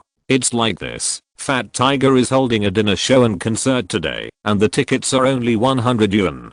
Hearing that it was a concert, Xiaoshin instinctively wanted to refuse, but Nobita suddenly hugged his legs. Please, we really haven't sold a single ticket. If Fat Tiger finds out, we will definitely die. Seeing him crying so miserably, Demoshin couldn't help but feel pity. who told him that he was not good at rejecting others. He had to take out 200 yuan, then I'll buy 2 tickets, and there's also one for Deiji. As soon as the voice fell, a sword energy flashed, cutting a crack in this area. Gian and Deiji slowly retracted his sword blade, and without looking back, he began to speak harshly. If you dare to take me with you in this kind of thing again, I promise I won't beat you to death. Chapter 285. He is no longer normal. Seeing Gian as his resolute attitude, Dekisugi had to take back half of the money. He still couldn't bear to see Nobita and the others suffer, so he decided to help them share some of the burden. The two of them cheered after receiving the money. Yeah, great. Finally sold the first ticket. But Gian as he began to pour cold water on them. Ah, how dare you let people see this kind of thing. Disgusting. The two of them were also helpless. We don't want to, but Fat Tiger's fist is bigger than ours. At this point, they suddenly had an idea. By the way, Gian classmate, why don't you stop Fat Tiger? Xiaoshin also nodded. Yes, you go and ask Fat Tiger to give up the concert.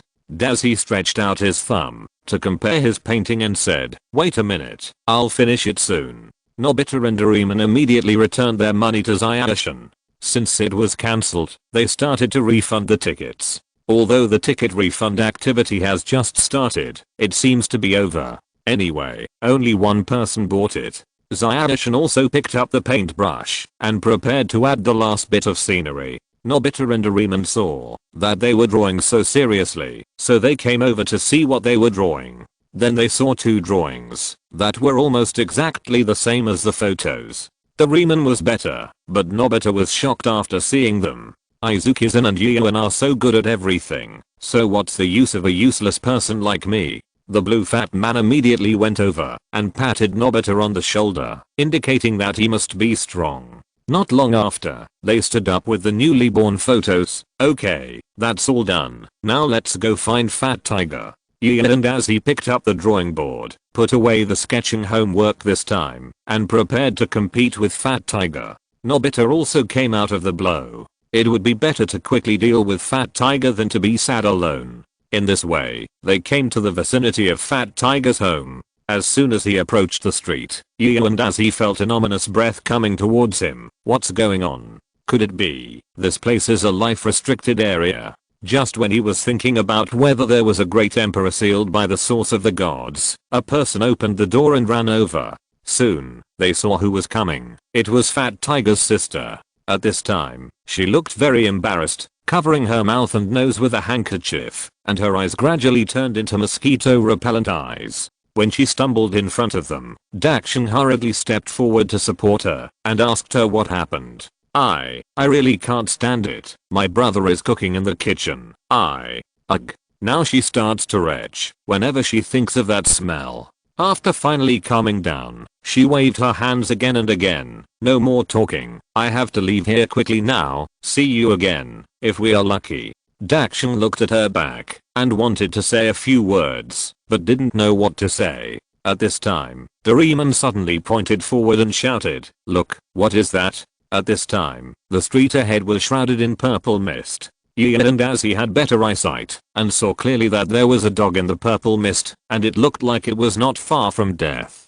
When everyone saw it clearly, Nobita said in surprise, "Isn't that the cool guy from Fat Tiger's family?" Gian as he also remembered that this was the dog that Fat Tiger disliked and was finally taken back by Fat Tiger. At this time, the cool guy was not much better than the fat girl, crawling on the ground with difficulty. Doraemon noticed the rope behind. It actually broke the rope by itself. What's going on inside? Gian as he walked forward. Who cares? I'll knock Fat Tiger unconscious now and prevent him from holding a concert. They walked to the door of Fat Tiger's house together, and Gian as he opened the door of Fat Tiger's house. The moment he opened the door, an indescribable smell rushed straight into his mind from his nose. What is that? Is it my mother who is far away in heaven? Gian as he seemed to see a woman with wings on her back waving at him, and then she fell backwards and lost consciousness. The three of them were so scared that their faces were deformed when they saw that Gian as he was killed instantly. Xiaoshin quickly covered her nose and dragged Dazi out from in front of Fat Tiger's door. The three of them quickly worked together to carry him to the open space to rest. Nobita and Doraemon sat on the ground panting. What should we do? Is there really no hope for us now? Ziadishan saw that Yu and Dazi could not be relied on for the time being, and began to think about how to break the current situation. There are only two ways to stop Fat Tiger from singing. Except for his mother, there is only a typhoon. The two of them immediately became motivated. It's really worthy of being Dekishan. You thought of a solution so quickly. The two of them left here immediately and began to look for Fat Tiger's mother. Ziadishan stayed under the shade of the tree and looked after Yu and Dazi next to him. Not long after, Nobita and Doraemon came back. In addition, they also brought back a piece of bad news. It's bad. Fat Tiger's parents went to Osaka Hot Springs for a 2-day trip and are not at home. Ziadishan also frowned. It turns out that the parents are not at home. No wonder Fat Tiger dares to be so arrogant. Doraemon began to dig out his pocket. Then now I have to activate the backup plan. No need, isn't it just Fat Tiger? Let me deal with him. Doraemon hadn't finished speaking when someone next to him interrupted him. At this time, Yu and Dazi finally woke up from the nightmare and was still frightened by the smell just now. Just now I was not prepared. I will go to meet Fat Tiger again.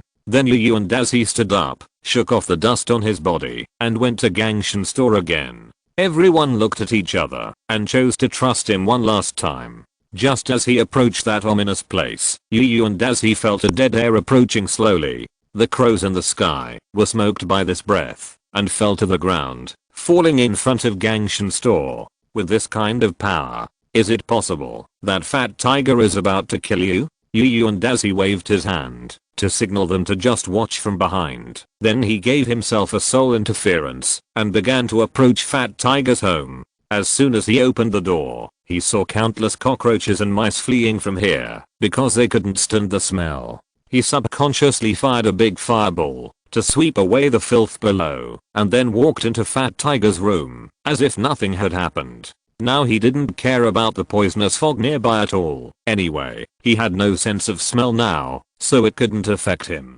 Walking into the kitchen, Fat Tiger was cooking his special stew. Doraemon took out the time-lapse TV from his pocket and used it to observe every move in Fat Tiger's home. Ziadishan saw this and also came over, nervously watching the images on the screen. After Yu and Dazi went in, he first said a lot of compliments against his will. Hey Fat Tiger, your soup tastes good. I can smell it from a long distance. Nobita and the others outside covered their heads, thinking that Yu and Dazi was a little abnormal now. He didn't beat him up directly and even said some compliments to Fat Tiger. This might be a fake Yu and Dazi. Fat Tiger smiled and turned back. Haha, that's good. I said my sister and the others didn't know the goods. Then he took out a small plate and filled a bowl of soup for Yu and Dazi, ready for him to taste it. The people outside immediately broke into a cold sweat for him. Is it possible that someone is going to die so early in the morning? Chapter 286 Horrible Soup. Facing the dish handed over, Yu and Dazi immediately stretched out his hand and refused. I'm so sorry, I have a habit of not eating unfinished food. Because this is far from the best taste of food. Don't even think about rejecting him, okay? Are you kidding? Is this kind of thing for people to eat? Fat Tiger also nodded. He understood that, if the food was not finished, the taste would not be very good. For a person who also pursues perfection, he would not care about such a small detail. Putting the soup aside, Fat Tiger asked happily, so will you come to the dinner tonight and my concert? Dazi nodded. Of course. There are such delicious dishes here. Why shouldn't I come? They heard what I said and felt a little desperate. Yu and Dazi must have been choked by the smoke just now. After saying this, he felt like he was going to vomit. This was definitely the biggest lie he had ever told. That's great. Just because you appreciate me so much, you can eat for free tonight. Haha. Fat Tiger poured the purple soup back into the pot and added seasoning to the pot. Seeing him pour a lot of ketchup, sugar, salt, curry powder, soy sauce and vinegar, Yu and Dazi felt even more nauseous. After he had almost put in all the seasonings, he finally found a chance to interrupt. You put in these seasonings, how do you know if you put in enough? Fat Tiger thought for a while and said, I think these seasonings should be enough, right? You and Daisy corrected immediately. How can that be? This is simply an insult to this pot of soup. Listen, as the best chef, you must know your own dishes very well. Now that you have added the seasonings, you must taste it yourself, so that you can understand what is missing from this dish. Otherwise, you will present an imperfect work in front of everyone, which will only ruin your reputation. Fat Tiger immediately grabbed his shoulders, as if he had found a soulmate. That's right, I must pursue perfection. Thank you for your advice, I'll taste it now. After that, Fat Tiger scooped up a spoonful of soup with a spoon, blew it, and put it into his mouth. Seeing that his goal was finally achieved, Yu and Daisy immediately put away his serious expression and walked out of the door of Gangshan store. Just when Fat Tiger was wondering why he was leaving, the taste in his mouth finally reached his mind through the taste buds of his tongue. Then, is that my great-grandfather? I didn't expect to see you again. Fat Tiger vaguely saw his great-grandfather waving at him and then fainted on the ground. The three people outside were stunned by his reversal, and even the tickets fell to the ground. After going out, Yu and Daisy saw the three people who were in a daze outside. Seeing that these people were still there, Yu and Daisy walked over and shouted, "Why are you daydreaming here? Call the emergency number." After Fat Tiger ate his food, he could clearly feel that Fat Tiger's vitality was fading rapidly, and he should not survive tonight. Everyone rushed in a hurry and called for an ambulance to come and collect Fat Tiger's body. After doing all this, the four of them left, hiding their merits and fame. Thank you so much this time, otherwise we will be beaten to death by the Fat Tiger. Nobita grabbed Miyuan's hand. Then he turned his head and looked at the small shirt. I will remember you, because only you are willing to stay with me at this time. Does it go beyond the fourth kind of feelings of affection and friendship? But he can only be a light bulb next to him. Later, it is said that the Fat Tiger was rescued in the hospital in the middle of the night, and he almost couldn't come back. Poisoned and rushed back overnight. After the Fat Tiger was discharged, they finally learned the beginning and end of the matter.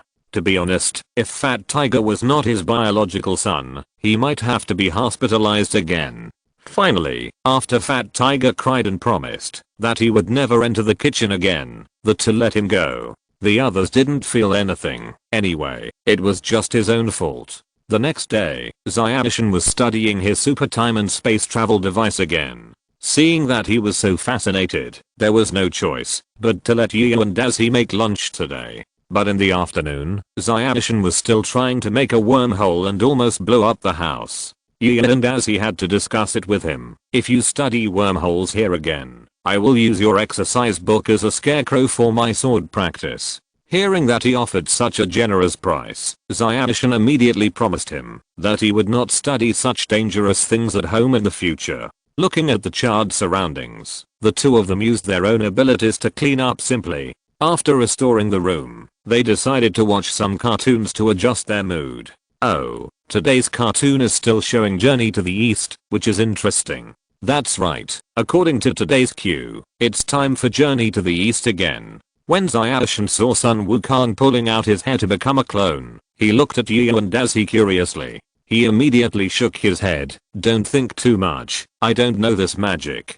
Because he didn't have any rules related to this kind of magic, he couldn't study this kind of magic. Yu and Daisy could only envy him. Nobita was also watching this cartoon. When he saw that Sun Wukong had this ability, he was extremely envious. If I can also clone, then I don't have to worry about my homework in the future. When Nobita thought that he could use a clone to do his homework, little stars began to appear in his eyes. So he immediately ran to the second floor, hugged Doraemon and started to act like a spoiled child. Doraemon, just give me the prop that can make your hair into a clone. The blue fat man couldn't stand his coquetry and had to start taking out the 4-dimensional treasure bag. Okay, I know what you want. As long as you have this Goku cloning hair liquid, you can realize your dream. The blue fat man took out something like shampoo and handed it to Nobita with a hopeful look on his face. Just apply this thing on your hair, then pull it out and blow it. Nobita immediately followed what Doraemon said and saw the hair liquid poured on his hair. Then he endured the pain and pulled out a few hairs from the place where the hair liquid was applied. Is that all? He blew on the hair in one breath. Those hairs immediately seemed to have received some call and fell to the ground and turned into Nobita. However, this Nobita was not very tall, only about 1/3 of a Nobita, which made Nobita look disgusted. Why is it so small? I'm already very weak, and it's useless to become so small. The blue fat man looked at him with contempt. You are disgusted with yourself. Chapter 287 Borrowing Hair. Doraemon began to explain for him. It's just one hair, it's good to be this big. Nobita thought about it, and it seemed to make sense. Besides that, you have to remember that the power of this clone is only about a quarter of the original body, and it can only last for half an hour. Nobita nodded. Then he poured a lot of Goku cloning liquid on his head, and then ran out the door. Gat Tiger just stole my comics. Now I want to use this clone to get revenge. Doraemon picked up the cloning liquid on the ground and shouted, "Wait, Nobita, that thing only works for 30 minutes. But the blue fat man was still a step too late, and failed to remind him. Doraemon had to put away the Goku cloning liquid, and went back to his room to read comics. Anyway, he estimated that it would not be long before Nobita would come back crying. As expected, more than half an hour later, Nobita returned to the room with wounds all over his body. Doraemon, why did your props become ineffective? The blue fat man put down the comic book. That's because this hairspray is only valid for 30 minutes. Nobita immediately yelled at him. Then why didn't you tell me in advance? Doraemon was also very unhappy. You ran out before I finished talking. Blame me. After hearing his words, Nobita touched his head. He was rash again. Then give me the props this time, and I will challenge Fat Tiger again. Seeing that he was so motivated, the blue fat man still gave him his props. But I remind you, I don't think you can beat him, even if you have a clone. You should find some external help. Nobita didn't take Doraemon's words to heart at all, turned around and left the room. Doraemon sighed. He knew that Nobita would probably be beaten again. Even if Nobita had a clone, the clone was still Nobita, and he would definitely fail. Because they had no way to work together, and their fear of Fat Tiger was deep in their bones. As long as Fat Tiger showed his power, they would scatter and run away. Nobita quickly found Fat Tiger this time, then applied hairspray, and started to pull out his hair. Sunia, who was passing by, happened to see this scene, and was frightened by Nobita's behavior. That seemed to be making a stick. What's going on? Did Nobita become mentally ill after being hit by Fat Tiger today? So he decided to hide aside and see what tricks he could play this time. After Nobita pulled out dozens of hairs, he blew on them in his hands and instantly turned into dozens of Nobitas. Sunia, who was next to him, immediately understood that he wanted to use this thing to make a big deal. But can he really beat Fat Tiger like this? After all, he is Nobita.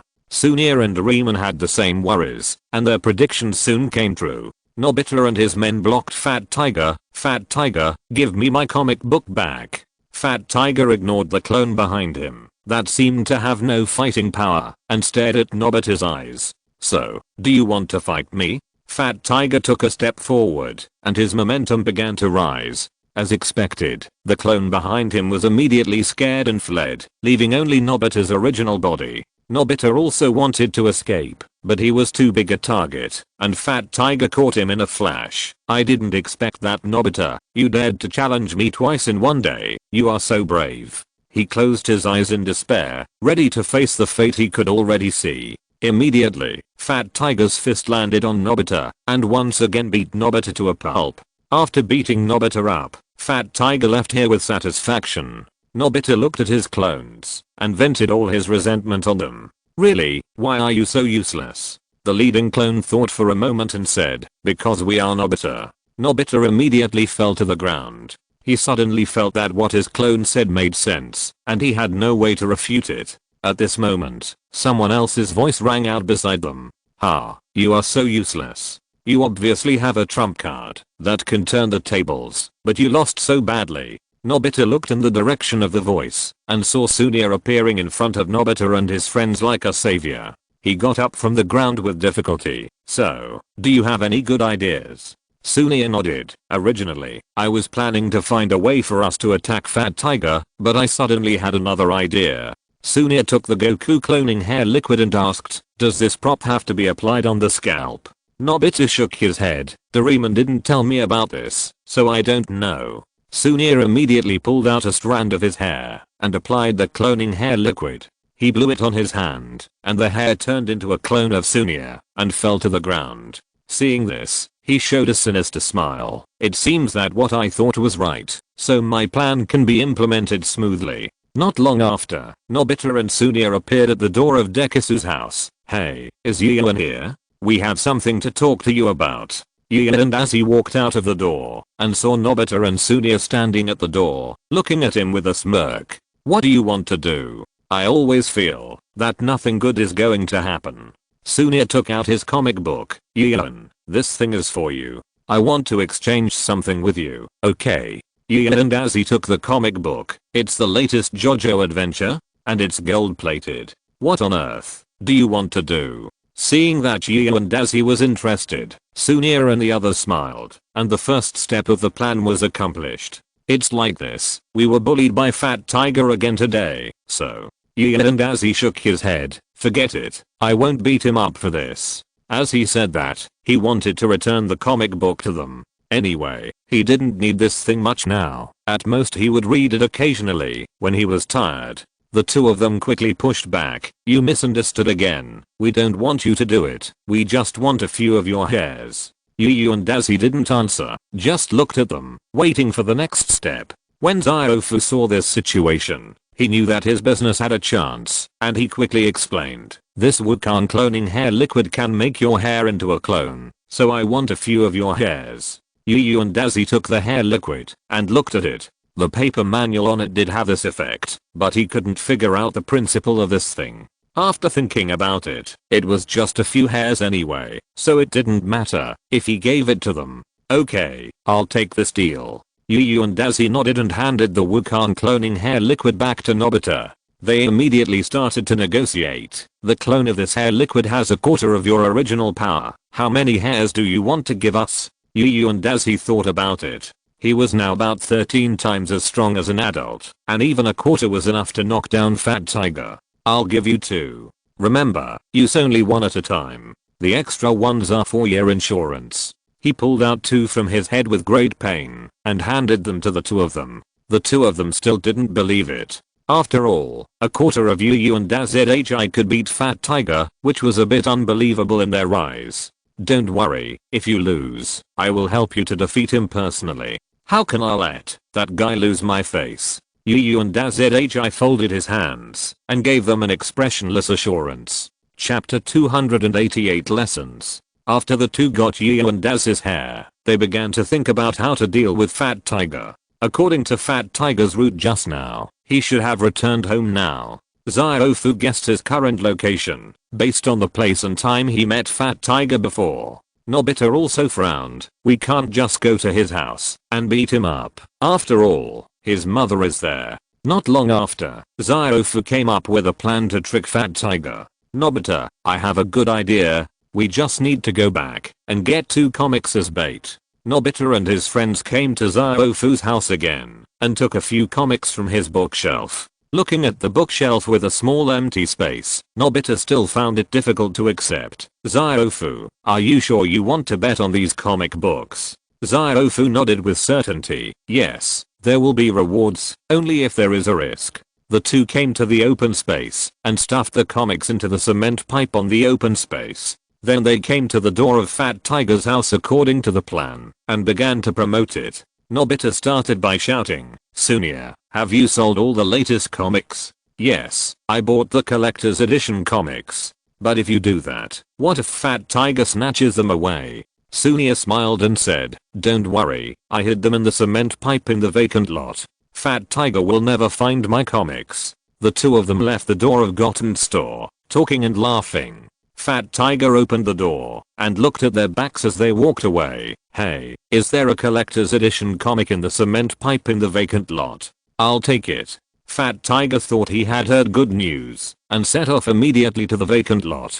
But Sunia and Nobita were faster than him and hid in the cement pipe in the vacant lot in advance. Hey Sunia, do you think Fat Tiger will really come? Sunia was very sure. Of course, he is a greedy Fat Tiger. As soon as he finished speaking, Fat Tiger appeared in front of the open space, staring at the cement pipe with burning eyes. I have been looking forward to the collector's edition of comics for a long time. Sunia is not like Nobita. He is usually very cautious, and it is basically difficult to steal his comics, so he can only find a way to take them away secretly. Fat Tiger immediately wanted to go over and take the comics in the cement pipe. At this time, Sunia and Nobita suddenly crawled out of the cement pipe next to it. Fat Tiger, you greedy fat gorilla, wake up. Seeing the two people, Fat Tiger was surprised at first, and then said that he was not panicked at all. I said, why are you so abnormal today? It turns out that there is an ambush.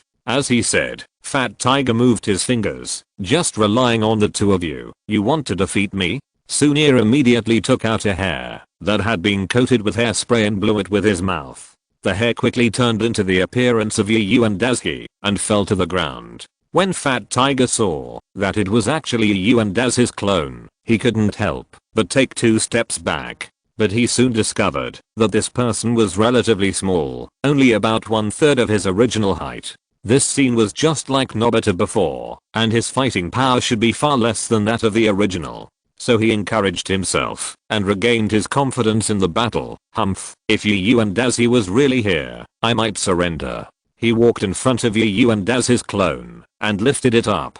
But you only have this much. Do you still want to defeat me? The clone in his hand felt a little embarrassed. If you put me down now, I might even give you some face. Fat Tiger thought he was showing weakness and became even more proud. Ha, I knew that you must have no fighting power in this state, so just die obediently. While he was talking, the clone put his hand on Fat Tiger's finger. Seeing that Fat Tiger was going to fight him to the death, he grabbed his finger, turned over and landed on his hand. Then he exerted force with his legs, and the whole person hit Fat Tiger's face like a bullet. Fat Tiger felt as if his hand was kicked by a beast, and he rushed forward uncontrollably in an instant. Then his clone's fist landed on Fat Tiger's face, and he could vaguely hear the sound of bones rubbing against each other. Although his strength was not bad, it was impossible to compare with Yu and his clone. After all, according to his current strength, even the clone had the strength of 3 adults, which was almost the same as a human-shaped beast. Fat Tiger was knocked to the ground by his punch, but his clone seemed unwilling to end it like that. He grabbed Fat Tiger's feet and began to flip Fat Tiger back and forth on the ground, like tossing dough when cooking. Not long after, Fat Tiger was beaten to the point of losing his temper and could only grunt on the ground. Nobita and Sunia walked over and stood in front of him like a winner. What do you think? If you return our comics now, we will let you go. Fat Tiger knew that a hero would not suffer a loss in front of him, so he quickly agreed. Seeing that he understood, Yu and he also stopped his behavior. After all, he was just a temporary worker, and he didn't get paid yet, so why should he put in so much effort? So everyone returned to the room under the leadership of Fat Tiger and took away their comics. Then we will take these things away. Anyway, they were all snatched away by you. Fat Tiger looked at his empty bookshelf and clenched his fists. Now there was not even a single book left. He had collected the comic books with great difficulty. Nobita and Sunia walked out of the house with a victorious attitude. The small Yu and Dazuki even made a face at the door to express his dissatisfaction with him. But at this moment, a puff of smoke suddenly gushed out of Yu and Dazuki's body and turned into a broken hair. Fat Tiger's smile at the back became increasingly rampant, ready to settle accounts with them. Sunia quickly took out another hair, applied some hairspray on it, and blew it out. Student Gian, you only need to teach him a lesson for half an hour. Nobita, let's go. Fat Tiger immediately wanted to chase him, but a hand grabbed his foot from behind. It's really troublesome, but I've already promised them, so I can only help them to the end. Fat Tiger looked back and saw a boy who had almost become his nightmare standing behind him. Fat Tiger, knowing that he couldn't beat him, had to shout, Yu and Dazuki, you made me stay in the hospital yesterday, don't you feel guilty? Who knew that it would be better if he didn't say it? But as soon as he said it, Yu and his clone got angry. How dare you mention it? Is that kind of thing for people to eat? Didn't you say yesterday that it was a delicious dish? Is that also fake? Fat Tiger collapsed when he heard that even Yu and Dazuki denied his masterpiece. That was just a lie. to make you eat it. How well did you do? Don't you know? You can even eat yourself into the hospital, and you still can't figure out these little things. How stupid. The clone became more and more angry and pulled Fat Tiger over and beat him up. After beating for more than 10 minutes, Fat Tiger's face was swollen, and then he calmed down. If you dare to do that kind of thing again next time, I promise to stuff the whole pot into your mouth. He threw Fat Tiger away, and then the clone decided to go back and report to the original body. His mission was successfully completed. No one should object to going back to rest, right? If Nobita and the others dared to object, they would end up like Fat Tiger. But unfortunately, the clone, who had been busy all his life, died before he returned home. There was no way. The half-hour time limit was up, and the clone automatically turned into powder. Nobita and Sunia return home with everyone's comics. They not only took back today's comics, but also all the previous comics. Nobita returned home with a bunch of things, and showed off his gains today to Doraemon. After seeing this, the blue fat man asked Nobita what happened today. I tell you, Yuan only needs one clone to defeat Fat Tiger. At this point, Nobita looked hopeful. I wish I could be that powerful someday. The blue fat man shook his head. Don't even think about it. There are many things about his condition that cannot be explained even with future technology. Nobita sat up and wanted to hear what Doraemon had to say. Chapter 289 signed account. However, the blue fat man shook his head. I don't know his situation, so there is nothing I can tell you. Nobita also nodded. Yes, superhuman strength can also be immune to many props. It is really strange. Even though his memory was erased many times, the two gradually became suspicious of his situation. After all, and as his performance was indeed quite eye-catching, and it was difficult for them to ignore his existence. And as he sneezed in the room, did someone scold me behind my back just now? Xiaoshan was kneeling down next to him. You must have thought too much. Who would scold you behind your back? And as he thought about it and said seriously, it must be that guy Fat Tiger. Unknowingly, Fat Tiger took the blame for Nobita and the others. They are going to eat tempura tonight. Xiaoshan said that he had just learned it not long ago, so he wanted to try it. Of course, he would not use poisonous ingredients, lest they were not well prepared, and let the two of them go to the hospital like Fat Tiger. And today, the living expenses sent by the adoptive father and others have also arrived, and the two have a few days of happy time. Although they usually don't have the habit of wasting, it's still nice to eat something good occasionally. After dinner, they did research and practiced. Soon it was Sunday morning, another ordinary day. But today was extraordinary for Nobita, because a new comic was released. Dad, just give me another 350 yuan. I really need it urgently. Nobita's father rejected this request. No, you will spend money again later. Seeing that his prayers were useless, Nobita had to go back to his room angrily. Doraemon wanted to comfort him, but who would have thought that Nobita would be unreasonable and vent his anger on the blue fat man. Not only was his tone very excessive, but he also quarreled. Nobita, you don't have the habit of saving money. It's normal for your dad not to give you money. I don't care. I don't care. I just want money. I want you to give me money. Nobita now pinned his hopes on Doraemon, wanting him to get some money for himself. This is impossible. I don't have any props that can make money. But no matter what he said, Nobita just lay on the ground and refused to get up. Seeing this situation, the blue fat man was also very angry. He also had a bottom line. After thinking about it, he had to make a decision to use this thing to teach Nobita a lesson. Doraemon reached into his pocket again. Well, since you want it so much, I'll give it to you. Money pen.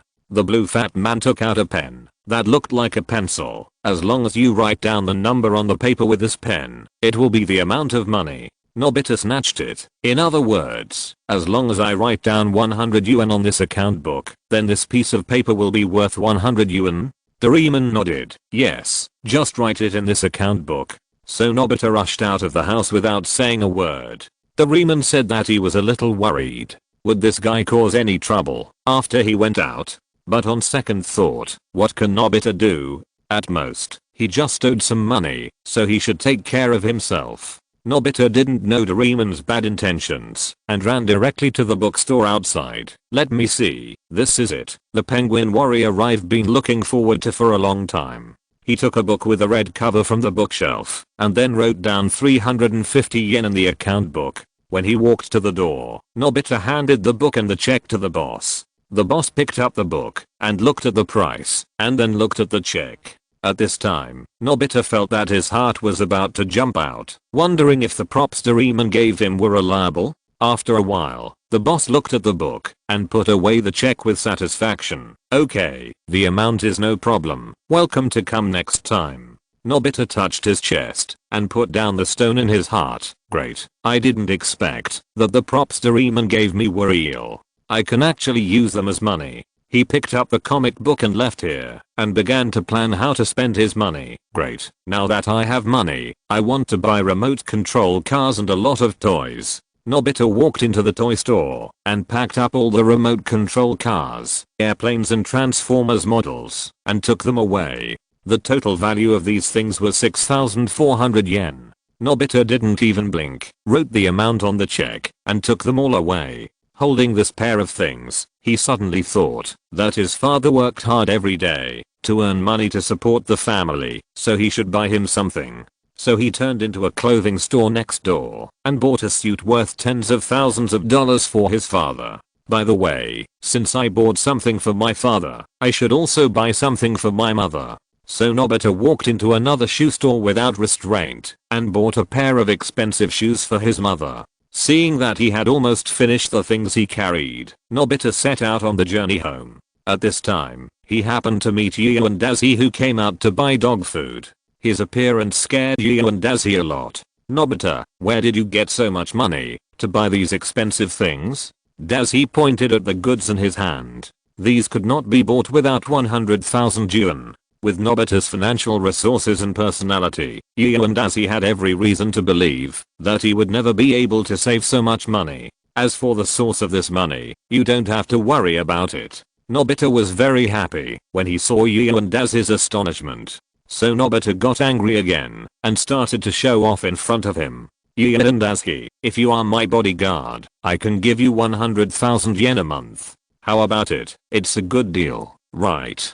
Hearing this proposal, he was a little tempted. Since Nobita took the initiative to refuse tutoring, he no longer had a source of funds. It's not impossible, but why do I believe you can pay me? Nobita immediately took out a check, wrote 100,000 yen with a pen, and handed it to Yu and Dazi. When he saw this piece of paper, he instantly understood that this piece of paper could indeed be used as money. However, it is not without sequelae. This piece of paper is equivalent to an IOU, and the person who needs to use it needs to pay it back. Of course, this is a check given by Nobita. If he uses it to buy other things, Nobita will also find a way to repay it, and the debt will not fall on his head. So Yu and Dazi accepted the check with a smile. Of course, no problem, I will protect your safety for a month. Nobita said happily, then help me move these things back. Yu and Dazi nodded, stretched out his hand, and picked up Nobita, and sent him to the door of their house. Wow, you are worthy of being Yu and classmate, your strength is different. Nobita jumped off me, and waved to him. It's okay now, you go back first. Yu and Dazi was still going to buy dog food, but before that he was going to kindly remind him, Nobita, you must remember that there is nothing in the world that can be obtained without hard work. The debt you owe will be repaid soon. After speaking, Yu and Dazi turned and walked towards the dog food store, while Nobita stood there, looking puzzled. What the hell is this guy talking about? Why can't I understand it at all? Chapter 290, Debt-ridden Nobita. After standing there for a while, Nobita shook his head and threw away what Yu and Dazi said. Forget it, it's more important to take these things home first. He returned to his room with a pile of things and smashed them on the blue fat man's head. The blue fat man looked at the things on the ground and was a little unbelievable. Nobita, how did you buy so many things with the money pen? Doraemon was also shocked. He didn't expect Nobita to spend money like this. But the unaware Nobita didn't care. So what? It's just a string of numbers anyway. Hearing him say this, the blue fat man knew that he had made a mistake this time. He really underestimated Nobita's nature. He originally just wanted to teach Nobita a lesson, but it seems that he will suffer a lot this time. But for Nobita's sake, he decided to tell Nobita about the nature of the money pen. But Nobita's mind is now full of how to spend money, and he has long forgotten Doraemon. I'm going out, and there are still many things I want to buy. Doraemon wanted to say something, but he was overwhelmed by these goods. So the blue fat man could only watch Nobita walk out of the door, going further and further on the road of self-destruction. Yu and Dazi also use the teleportation to quickly buy dog food and return to Nobita. That's right, this time he was going to trick Nobita. Humph, do you think you can do whatever you want with money? See how I'll deal with you later. A cry from a poor person. Nobita saw Yu and Dazi as soon as he went out, and he was immediately relieved. So Yu and classmate, you are so competent. It's really worth spending 100,000 yuan. Nobita decided to give Yu and Dazi 100,000 yuan after thinking about it. After all, his fighting power is there. If the money is less, he will not look down on it, but if the money is more, he will feel that it will be a loss. So he decided on 100,000 yuan. But now he thinks that this money is really worth it. At least he has an extra bodyguard. So Nobita walked out the door, ready to go out and see what else he can buy. And Yu and Dazi followed him silently to see how to deal with him. When they passed by the open space, Fat Tiger and his friends were playing baseball. He wanted to just pass by, but a ball flew over and landed straight on Nobita's head. Yu and Dazi didn't want such a small matter to ruin his reputation, so he reached out and grabbed the baseball.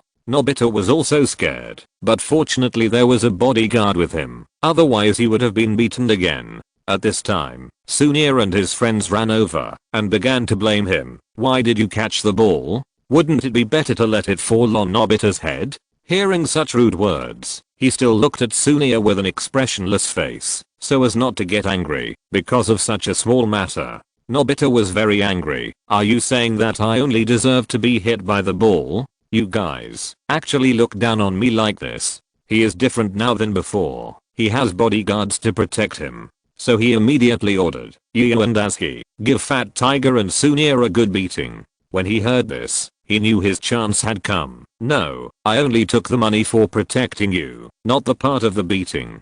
Nobita was also generous. Then take this 100,000 yen and help me beat them up.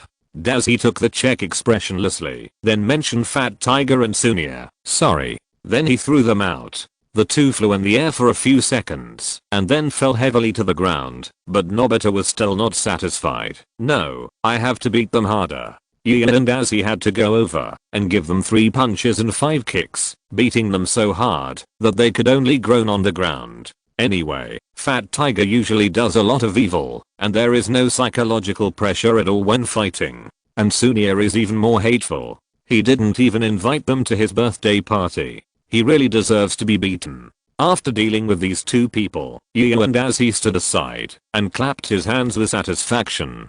Today, not only did he get rid of his anger, but he also gained 200,000 yen. It was simply a big harvest.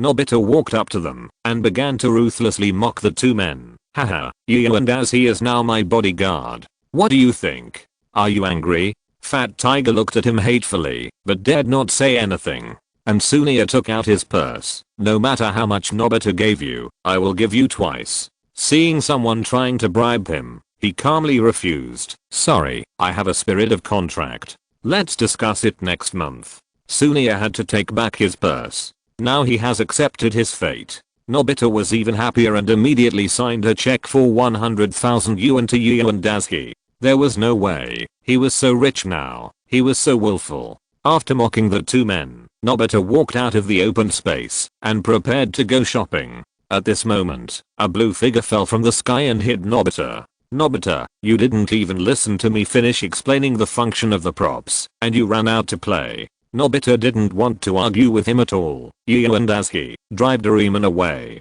Yu and Dazi looked at the 300,000 in his hand and felt that the time was about right. If he continued, maybe Nobita couldn't pay off his debts, even if he sold himself. So Yu and Dazi stood aside with his arms folded. You'd better support Doraemon and say something, otherwise you will regret it. The blue fat man was relieved to see that Dazzy was reasonable and hurriedly began to explain the function of this prop to him. The money drawn by this pen is not without reason. How much you use, you have to work to pay back the amount. Hearing Doraemon's words, Nobita's face gradually turned pale from rosy. So, don't I owe more than 400,000 yen? Gian and as he took out 3 checks on the side. That's right, of the more than 400,000, 300,000 are with me. How are you going to pay it back now? The blue fat man was also shocked by the amount. What did you say? Nobita owes you 300,000? Nobita pointed at his finger on the ground aggrievedly. I hired him to be my bodyguard, and then it happened unknowingly.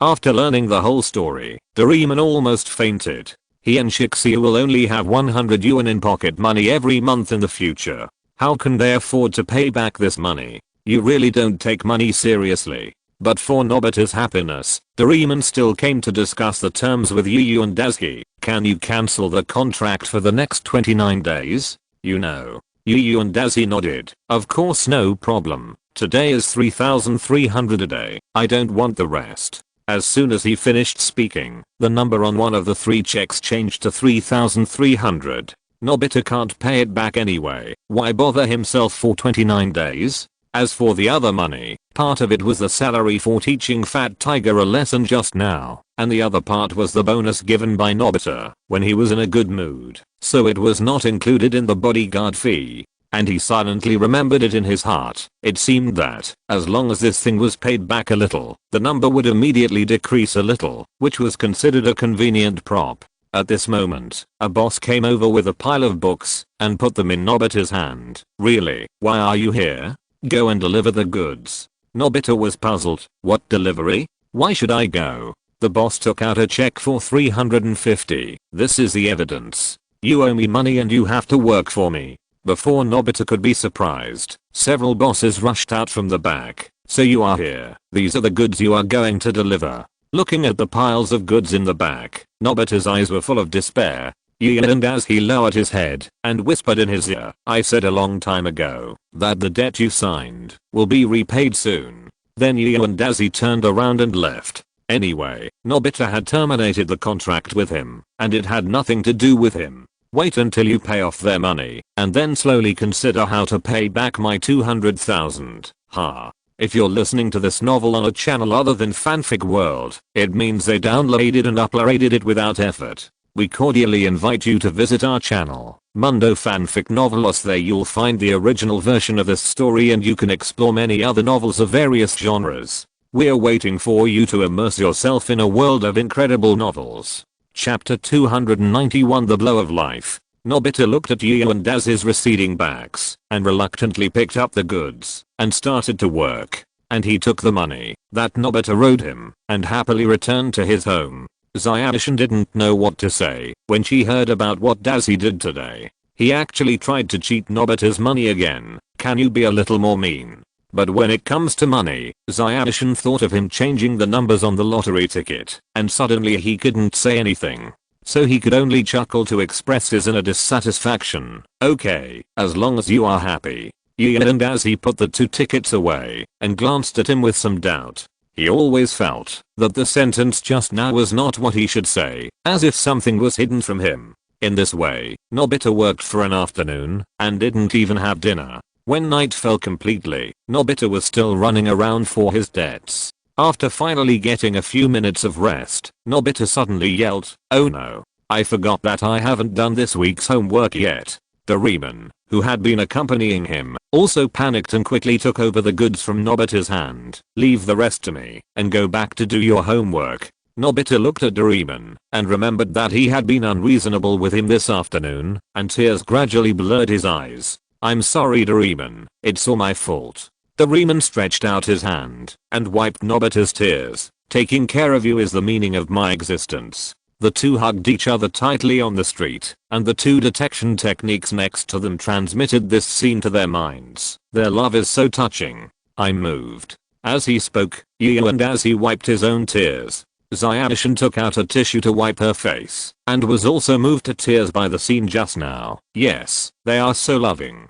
They were deeply moved by this true love, and Zaoshin began to try to persuade him. Dazi, why don't you give up the 200,000 yuan? I really can't bear them to do this anymore. Hearing that they wanted to talk about money, Yuan Dazi immediately threw away his tissue. Huh? You want to talk to me about money? I want the 200,000 yuan, no negotiation. After saying that, Yuan Dazi put the 2 IOUs back into his cloak to prevent them from being stolen by others. Just because of them, you want to talk to him about money? Are you kidding?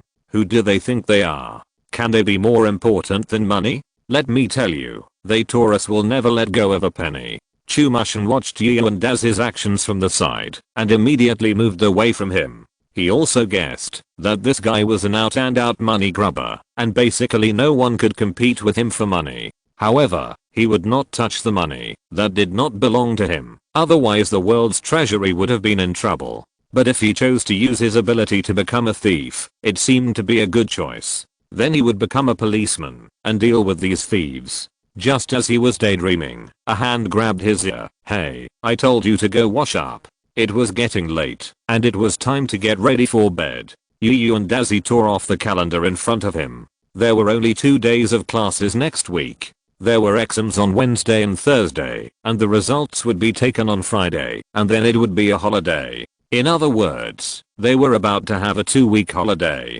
This was of course a good thing for Yuan Dazi, because he didn't have to go to class again. After they washed up, they looked at what was happening with Nobita and the others, and then went to bed. As for Nobita, he was still working hard on his homework, which was also very pitiful. The next morning, they came to school early as usual. After a long time, Nobita came to the classroom with a thick dark circle under his eyes. Today, Nobita was not late, which surprised him a little. Because he slept very late last night, it was unexpected that he could get up on time.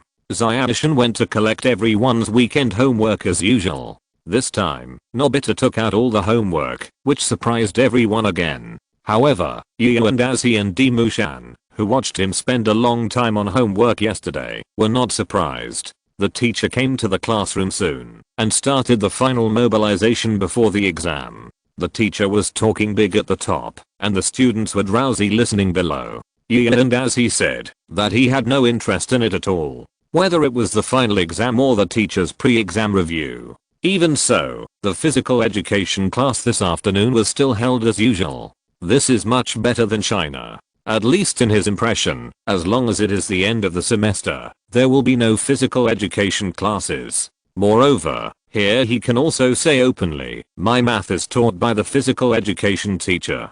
Because now in our class, basically, Katoji is the teacher who teaches all the main courses. Courses such as physical education, mathematics and Chinese are all his sphere of influence.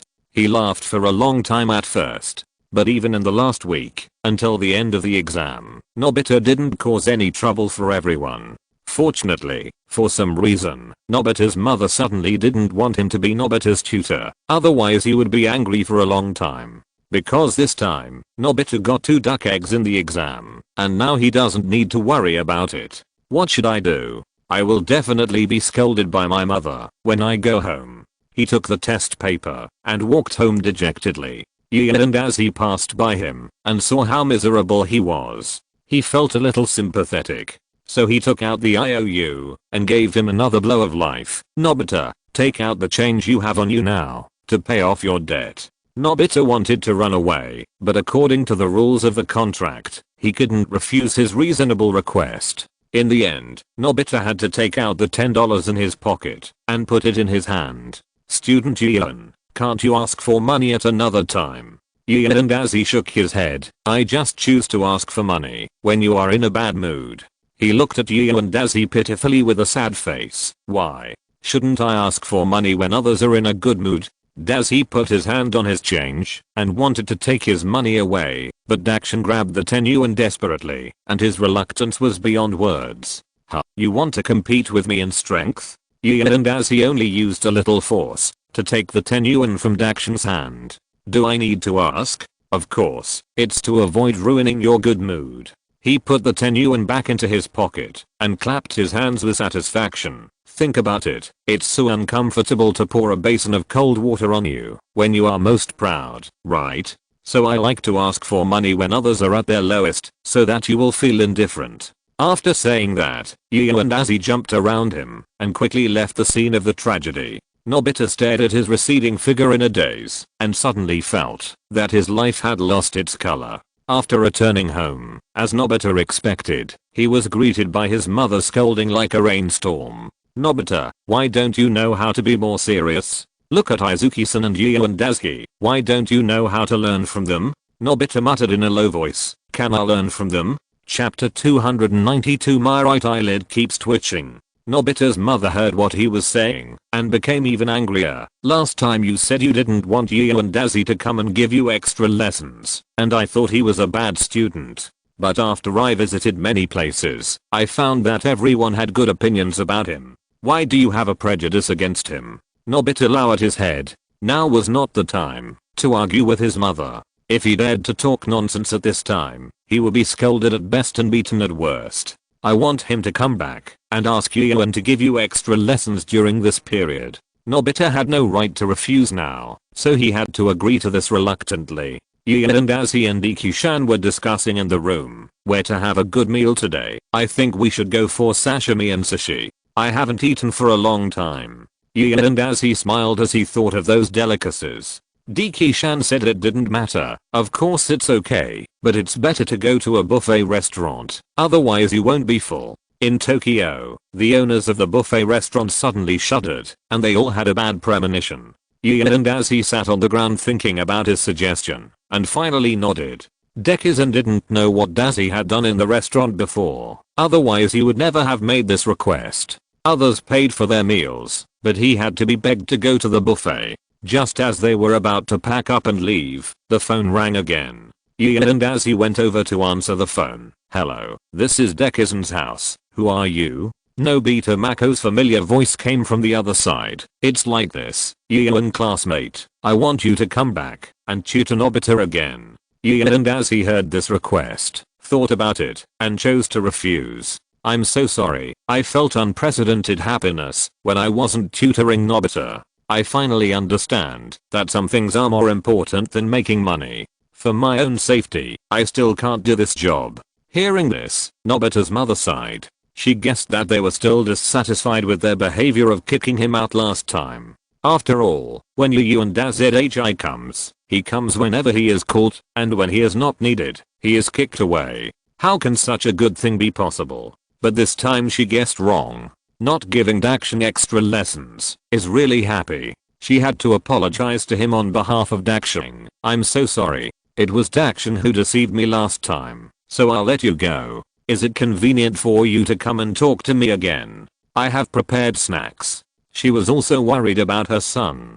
Hearing what Dakshin's mother said, he didn't want to lose face, so he nodded and agreed. "Okay, I don't have anything to do anyway. I will go there tomorrow. I have something to do now. Let's talk next time." Finally, Yu and Daisuke hung up the phone, picked up his backpack full of money and set off. Zio-shan was ready, standing casually at the door, waiting for Daisuke to set off with him. He hurried over to put on his shoes, carried his small bag and set off with him. "We must go to eat to our heart's content tonight. If we don't fill our stomachs, he will definitely not come back." In the city, the wine glasses of several buffet owners fell to the ground, indicating that something ominous was about to come. After Nobita Mako hung up the phone, she sat back in her seat with a gloomy face. "Yuan and Daisy has agreed to help you with your tutoring. From tomorrow on, you have to study hard for me." Nobita agreed reluctantly, and then he was freed. "I finally got rid of him, and now I actually bumped into him. It's really tragic." Nobita began to fade slowly. "No, I have to find a way to get rid of him."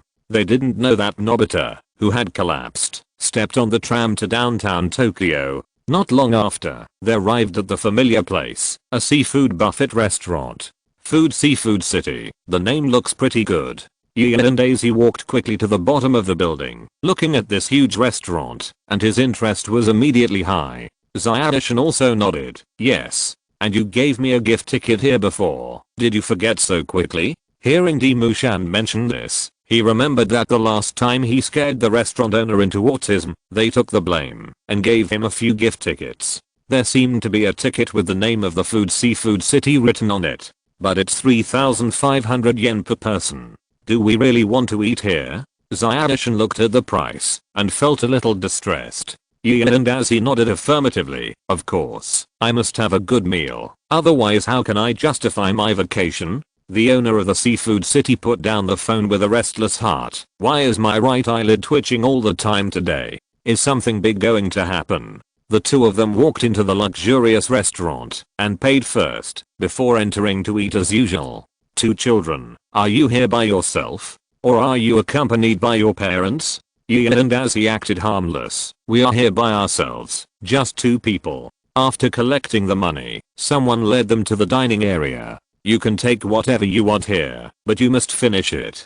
The waiter always took special care of the two children and said a few more words. After the young lady left, and as he smiled and picked up the plate and walked to the seafood area. Let me see, king crabs, lobsters, sushi and sashimi, none of them can be missing, all of them are mine. He took a large plate of seafood and returned to his seat, shocking the people around him. The waiter hurried over. Little friend, didn't I say not to waste food? And as he nodded seriously, I'm very frugal and will never waste any food.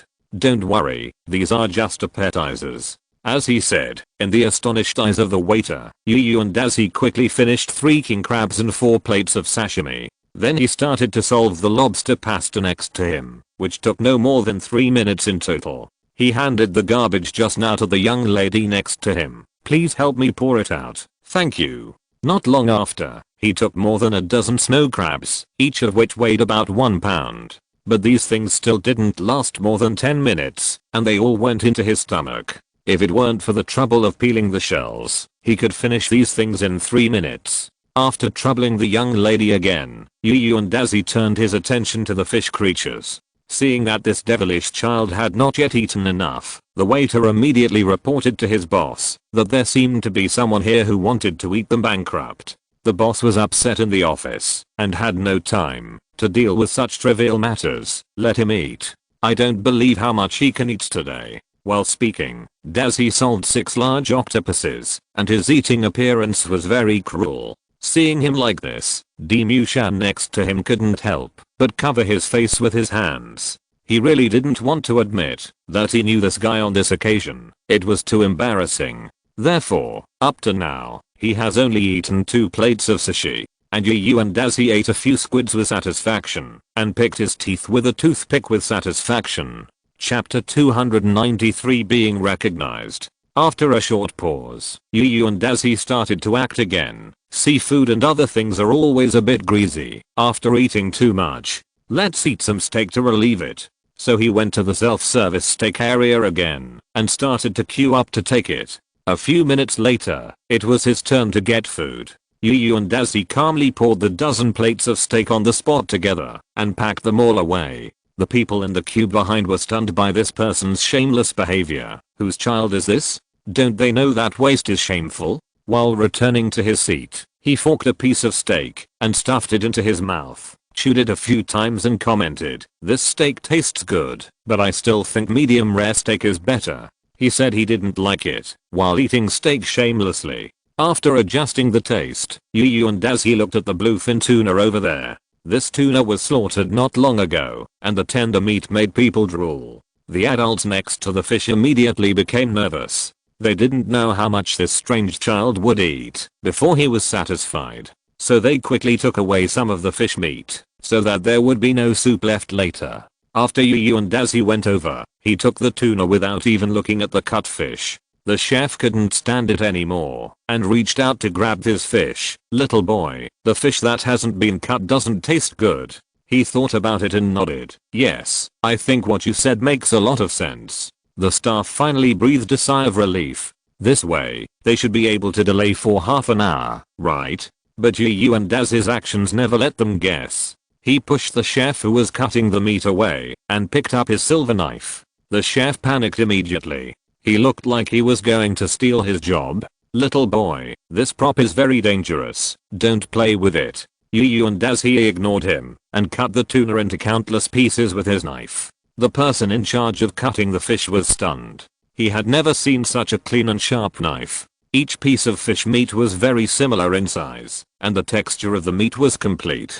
It was a fine product at first glance. When the master saw that a child's knife skills were better than his, the confidence he had built up over decades was gone in an instant. Yu and Dazi quickly cut a tuna and put it on a plate to take away. The master no longer cared about the knife skills and hurriedly tried to stop him. Tuna is expensive and very rare. These tunas need to be cut for a day. He cut off the restaurant's daily supply in one go. How can they survive? But since Yu and Dazi had already got it, how could he easily spit it out? He easily dodged the hands of the chef and the waiter with light steps, quickly returned to his seat, and began to eat. What should I do? The tuna is gone, and the customer will complain. The chef stamped his feet anxiously. If he was complained, he would be deducted from his wages. The waiter had to call the boss again to report about him. After receiving 2 calls about this kid in a row, the boss finally couldn't sit still. What's going on? Is that guy really a big eater? The waiter glanced at him quietly, and in such a short time, he had already eaten a quarter of the food. He not only eats a lot, but also chooses expensive food. He has eaten food worth hundreds of millions of yen. The boss was so scared that he couldn't hold the phone steady and almost dropped it on the ground. Now he finally realized the seriousness of the matter and began to think about countermeasures with his head covered. In less than a minute, he said to the phone, "Give them the invitation coupons for the king crab buffet across the street and let them go." Several waiters came to them and returned the invitation coupons and their meal money to them. "Your appetite is the largest in my life. Our hotel really can't afford it, so I'm sorry that I can't provide you with the best service." Then he pointed to the buffet across the street. "But I believe that restaurant will satisfy you. This is their invitation coupon." He still looked harmless and took the coupons and money with a smile. "Well, I'm really sorry to trouble you. Yinkei, let's go." Just as they were about to leave, several people next to them suddenly murmured to themselves, "Yinkei, Yinkei. I remember, it's them." The man stood up. He was the kendo dark horse who broke into the Super Junior show that time. No wonder his knife skills are so good.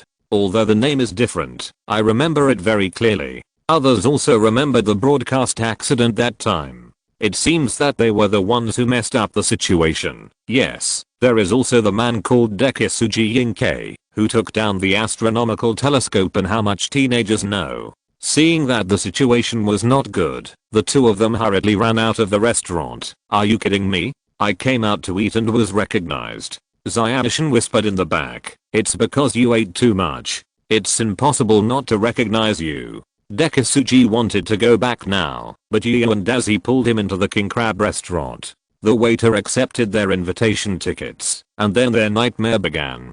Because his magic power is now several times stronger than before, his appetite has also increased accordingly. As a result, they went to 5 high-end restaurants tonight and barely filled their stomachs. Of course, this barely refers to nearly a ton of seafood and other food. After eating so much, I didn't feel so full that I couldn't walk like last time. On the contrary, from the outside, he still looked the same as before. I say, Dazi, how many restaurants did you eat at to get the high-end hospitality coupons before? He stroked his stomach and thought slowly, probably 3 or 4. Zyashin swore in his heart that he would never go to a buffet with him when he went out to eat in the future. After returning home, he began to practice the physical skills of the demon clan in the yard. Because his strength has become stronger now, Yu and Dazi is worried about damaging the roof. And the clouds are too soft and difficult to exert force, which is not conducive to practicing physical skills that require strength. Zyashin didn't read books or do research today, but was distracted by looking at the moon in the sky. He has seen too many bizarre things and is more and more interested in the unknown world. In order to explore the vast universe, he needs more knowledge. So he planned to organize everything today and make a list of the books he needed. When they had almost finished everything, Daichi washed himself with water magic. Back in the room, the two of them simply washed up and then went to rest. When they got up the next morning, they watched TV as usual. But soon, a very strange news appeared. Last night, 2 boys ate millions of yen of food at the buffet, and they The two of them changed the channel tacitly and skipped this meaningless thing. This guy is idle all day long. Doesn't he know to put something useful? Zyadishan buried his face in the rice bowl silently. I don't know you. I don't know you. Chapter 294 The Unprotected Duo. At this time, Nobita, who heard that Yu and Dazi was coming, was making his last struggle in the room. Doraemon, I really don't want Yu and Dazi to make up lessons for me. Do you have any good ideas? The blue fat man was also distressed. I can't help it. After all, this is what my mother wants. Nobita hugged Doraemon's big head. Please, what if he beats me to death when he is unhappy? Doraemon thought for a long time and finally agreed to Nobita. I really can't stand you. Now I will use this. The room protection set. The blue fat man took out a bunch of small parts from his pocket. Let's assemble these things now and move quickly. There were a lot of strange things on the ground which needed to be combined together to have a set effect. And now it was almost 9 o'clock and Yu and Dazi was about to come here. They had to speed up. It would be too late when he walked into the house. The blue fat man first hit the scanner and camera at the stairs and Nobita put an electric shocker at the door. The last door lock was installed by Doraemon. Okay, as long as these things are installed, we can protect the room. Nobita, you set the password now. Nobita walked to the front and thought for a while, then said, Xiaomi Xiaomi and Xiaomi. After that, the door lock opened automatically, and the two of them returned to the room. Doraemon, can this protect the room? But I always feel that it is a little unreliable. Hearing this question, Doraemon was also a little uncertain. If the opponent is not that guy, it should be okay, right? After all, this is my most advanced suit. But as for Yu and Dazi, I really can't say. This suit can not only prevent most space props, but also reinforce walls. In the future, the sales of this suit will be extremely high, and its uses will be very wide. But these things are mainly used to deal with props. It seems that the professional is not suitable for dealing with that guy. Nobita decided to see the effect first. I'd better try this suit to see if it works. So Nobita opened the door and yelled downstairs. I hid my last zero score test paper in the drawer. I'm so afraid that my mother will find it. At this time, my mother was calculating the expenses of this month. Suddenly, she heard this and immediately put down her account book. She sighed helplessly and walked up the stairs slowly. Nobita, this guy's really a jerk. He hides every time he gets a zero. I will never let him go. On the display screen in Nobita's room, the figure of his mother appeared on the screen. Doraemon pointed to the gradually changing colors on the screen and said, this monitor can not only check whether the other party has weapons, but also detect the other party's emotions. At this time, Nobita's mother was all red, and it can be seen that she was very angry at this time. Walking to Nobita's door, the mother was outside pulling the movable door hard. Strange. What's wrong with this door? Why can't it be opened suddenly? The mother looked at the paper door and the machine on the handle in confusion. I know. It must be Doraemon's props again, right? The knocks outside were deafening, but inside it was just a normal knock. At this time, the machine synthesized voice sounded outside at the right time. Please enter the password. The mother didn't care about these things at all. As long as Nobita opened the door, she had plenty of ways to deal with him. Nobita will give you one last chance, otherwise I will make you look good. The two people inside united as a front, waiting for the final effect of the machine. After 60 seconds, the mother still didn't say the password. The electric shotgun facing the door immediately fired high voltage current without mercy. After the 5-second electric shock ended, the mother touched her newly acquired afro and shouted viciously, Nobita and Doraemon, you remember this time? There was no response from inside, so the mother had to stagger back to the first floor with her new hairstyle. At this time, Yu and Dazi finally opened the door and walked into the house. Excuse me, is anyone there? As soon as he entered the door, he saw Nobita Mako with a burnt face and a big hair coming down. Sorry, excuse me. Seeing this scene, he immediately opened the door and walked out. Many times, Doraemon would first trick his mother when he took out the props. He used to be very excited when he was watching TV downstairs. Now that he has come to this world, he can still hold back when he sees such things. But when he was alone, He finally couldn't help laughing out loud. Hahaha, what kind of style is that? Is mom finally going to be at the forefront of fashion? After he laughed enough outside the door, he pursed his lips and walked into the house. He calmed down his mood so that she wouldn't see that he had just laughed at him. Auntie, what happened? Why is your hairstyle so unique? She took 2 sips of tea to slow down, and then she could barely speak. Nobita said that he got 0 points in the exam and tricked me up. That's it. She was also very angry.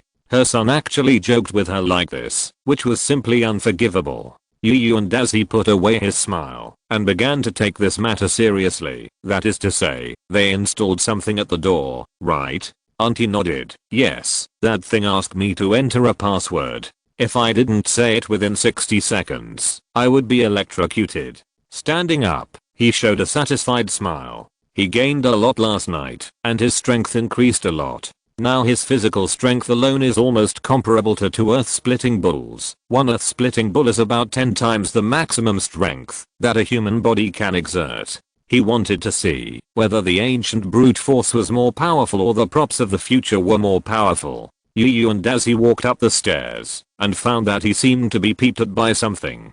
Turning his head, he found that a small camera was observing here. Really, I hate being peeped at the most. After saying that, he reached out and broke the little thing. Nobita and Doraemon in the room were shocked by Yu and Daz's actions. That was a device made of special metal from the future. Although the hardness is not particularly hard, and it is mainly to save raw materials, but this thing is at least much harder than iron. What should I do? I don't think this device can seem to protect us. Nobita was trying hard to think of a countermeasure, and Doraemon aided a rare key first to calm down. It's okay, the lock of the door outside is stronger, he can't get in. Yu and Daisy walked to the door and decided to give up the use of force first and issued an ultimatum. Doraemon, come out and open the door. I'm here to give Nobita extra lessons. The blue fat man was a little tempted, but Nobita stopped him tightly. Doraemon, have you forgotten? If he comes in, I'll be in danger. Doraemon began to struggle between Yu and Daisy and Nobita, but when he gave you extra lessons before, there was no violent behavior. You have to think about it. He didn't do anything to me before, but what about in the future? If he did something, would I still be here? This is gambling with my life. Yu and Daisy was outside, and he had less than 10 seconds left. Seeing no response from inside, he moved his shoulders. Well, since you don't repent, don't blame me for being rude. The 2 people in the room heard the noise and looked at the display screen. A pitch black sharp blade appeared in his hand, and then he cut off the stun gun with one sword. The faces of the 2 people inside changed drastically. They didn't expect him to be so decisive. Then Yu and Daisy swung the blade again, splitting the door lock in 2, but the movable door at the back was not affected at all. How is it possible? That's a super alloy. What material is his sword made of? Doraemon looked at Yu and Daisy, who cut off his props, his eyes full of disbelief. Nobita quickly pulled Doraemon up. Hurry, now is not the time to be in a daze. Doraemon woke up, as if from a dream, and quickly took out the arbitrary door. Hurry, let's leave quickly. Chapter 295. Nobita is running away from home. After opening the door, Yu and Daisy walked in with his school bag. At this time, Nobita and Doraemon just left the room through the random door and closed the door. These 2 guys are quite fast. Yu and Daisy quickly found out their location through the observation mark of the crystal ball and found that these 2 guys actually ran to Hawaii and entered the country illegally again. Really, since you don't want me to come, forget it. Yu and Daisy no longer insisted, put away his sword, and turned to leave the room. At this time, Nobita and Doraemon sat on the ground, breathing heavily. It's so scary. Yu and Daz's appearance just now is so scary. They still have lingering fears when they think of the way he monitored at the door. Yu and Daisy gave them the feeling of a human-shaped monster. After taking a breath on the ground, Nobita finally noticed the situation nearby. Hey, this is Hawaii. Great. He rushed to the beach. Doraemon, come here quickly. I've wanted to catch crabs here for a long time. We must have a good meal today. Daisy came to the first floor and told the aunt the whole story. She said helplessly, well, since they insist, let him do whatever he wants. After that, she lay on the table and began to rest. She consumed too much energy today and was really tired. She didn't want to take care of the two of them. After saying goodbye, Yu and Dazi picked up his things and went home. She looked at Dazi's back and sighed again. It would be great if my child was like Yu and Dazi or Dekisugi Issei. After saying that, she also felt that it was not very realistic and closed her eyes. Even if I can't compare to them, even if I can be half as good as them, it's okay. After returning home, Zyadishin was doing her holiday homework. Yu and Dazi also used the levitation technique and wrote with him beside him. The two of them finished all 5 holiday homework books in more than an hour. No homework for this holiday? I feel so bored. Zyadishin put away the homework book and began to stare out the window in a daze. If you are bored, won't you study your super time and space jump navigation device? Zyadishin scratched his head. Because you don't let me study the wormhole device at home, so there is nothing to do. Yu and Dazi immediately interrupted his thoughts. That's impossible to let you release the ban. What if you accidentally blow up this house? Seeing that he was so determined, Zyadishin knew that he would probably not agree, so he changed his words and said, then let's go out and play in the afternoon. Anyway, there is nothing to do at home. Yu and Dazi agreed. You should have gone out for a walk a long time ago. Otherwise I think you will get rusty. So they finalized the plan for this afternoon in a few words, and then went out to prepare lunch together.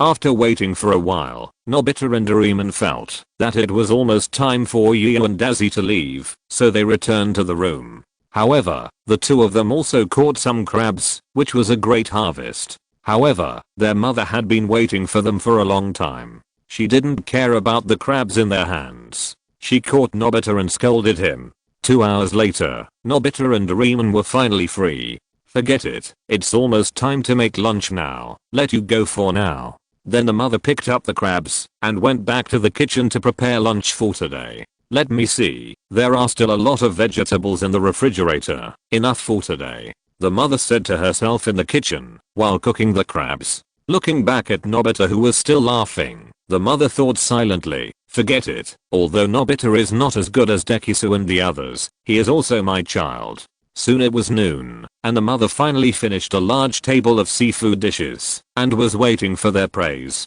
But after Nobita tasted it, he put down his chopsticks with a look of disgust. Mom, this crab sauce is so bad, how can we eat it? Nobita's mother twitched her mouth and suppressed the urge to beat Nobita. I'm sorry, our family is poor, and we can't afford high-end sauce. Doraemon was not so particular and ate happily on the side. Nobita looked at the takoyaki next to him, fiddled with it a few times, and put down his chopsticks again. Mom, why did you put green peppers in the takoyaki?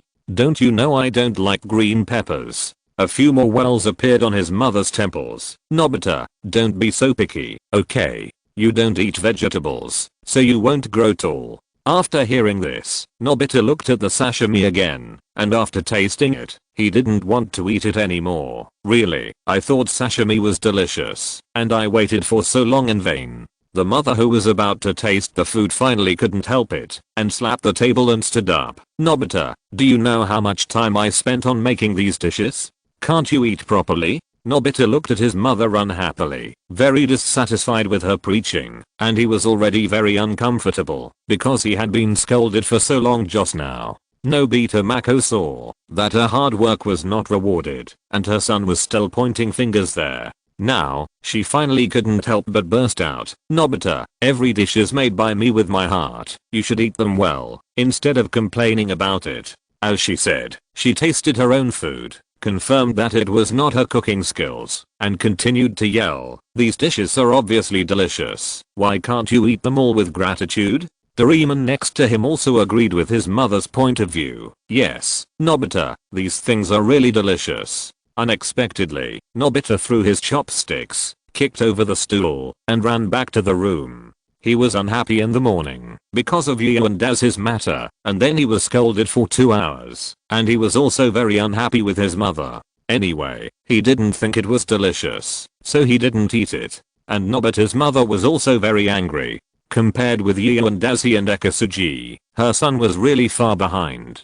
So she directly poured out Nobita's rice. Since you complain that the food is not delicious, don't eat it. After Nobita returned to the room, he started packing up and preparing to leave. Really, what kind of home is this? I'm going to run away. Doraemon came back at this time, and seeing Nobita was about to run away, he hurried over to stop him. Nobita, this time it was your fault. Why don't you take a good look at yourself? Seeing that even Doraemon began to criticize him, Nobita's fragile heart completely collapsed. What was the value of staying in this home? I don't care, lend me the props. As he spoke, Nobita wanted to reach out to Doraemon's pocket, but the blue fat man covered his back very vigilantly. How could he lend him props in such a situation?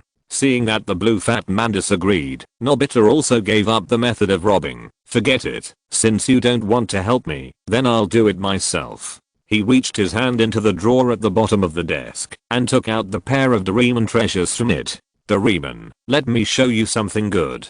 Just when Doraemon was curious about what Nobita took out, a mouse popped out of the box. How could Doraemon bear this stimulation? He immediately rolled his eyes and lost consciousness. Then Nobita put his hand into his pocket, ready to take away some props. Let me see what good things are in his pocket. Chapter 296. The journey begins. Nobita randomly drew a lucky item from the blue fat man's pocket, which was a mole glove. This is a prop for digging. Take it first. It will definitely be useful. He put away the prop casually, then reached out his hand and drew an umbrella that looked ordinary. Umbrella. This prop may also be useful. Keep it for now. Then Nobita took out a lot of strange props, put them all on a square towel, and wrapped them up carefully. This should be enough. I won't need others to take care of me in the future. Finally, Nobita took out a bamboo dragonfly and went to the unknown world. Before leaving, he took a last look at the house. Goodbye, this home. I will never come back again. After Doraemon woke up, he saw that Nobita was gone and panicked. And most importantly, he found that many props were missing from his pocket. Damn, Nobita is really playing. Doraemon knew that the matter was not simple, so he quickly told his mother about it, wanting her to look for it with him. But the mother was still angry and rejected his request. It's better to let Nobita suffer a little. Otherwise, he will never be sensible. Doraemon thought about it and felt that his mother was right. It's better to let him go out and suffer a little. So, Nobita was temporarily put aside by Doraemon and his mother. Daisuke and Zayashi had lunch and then began to discuss where to play today. Why don't we go to the open space first?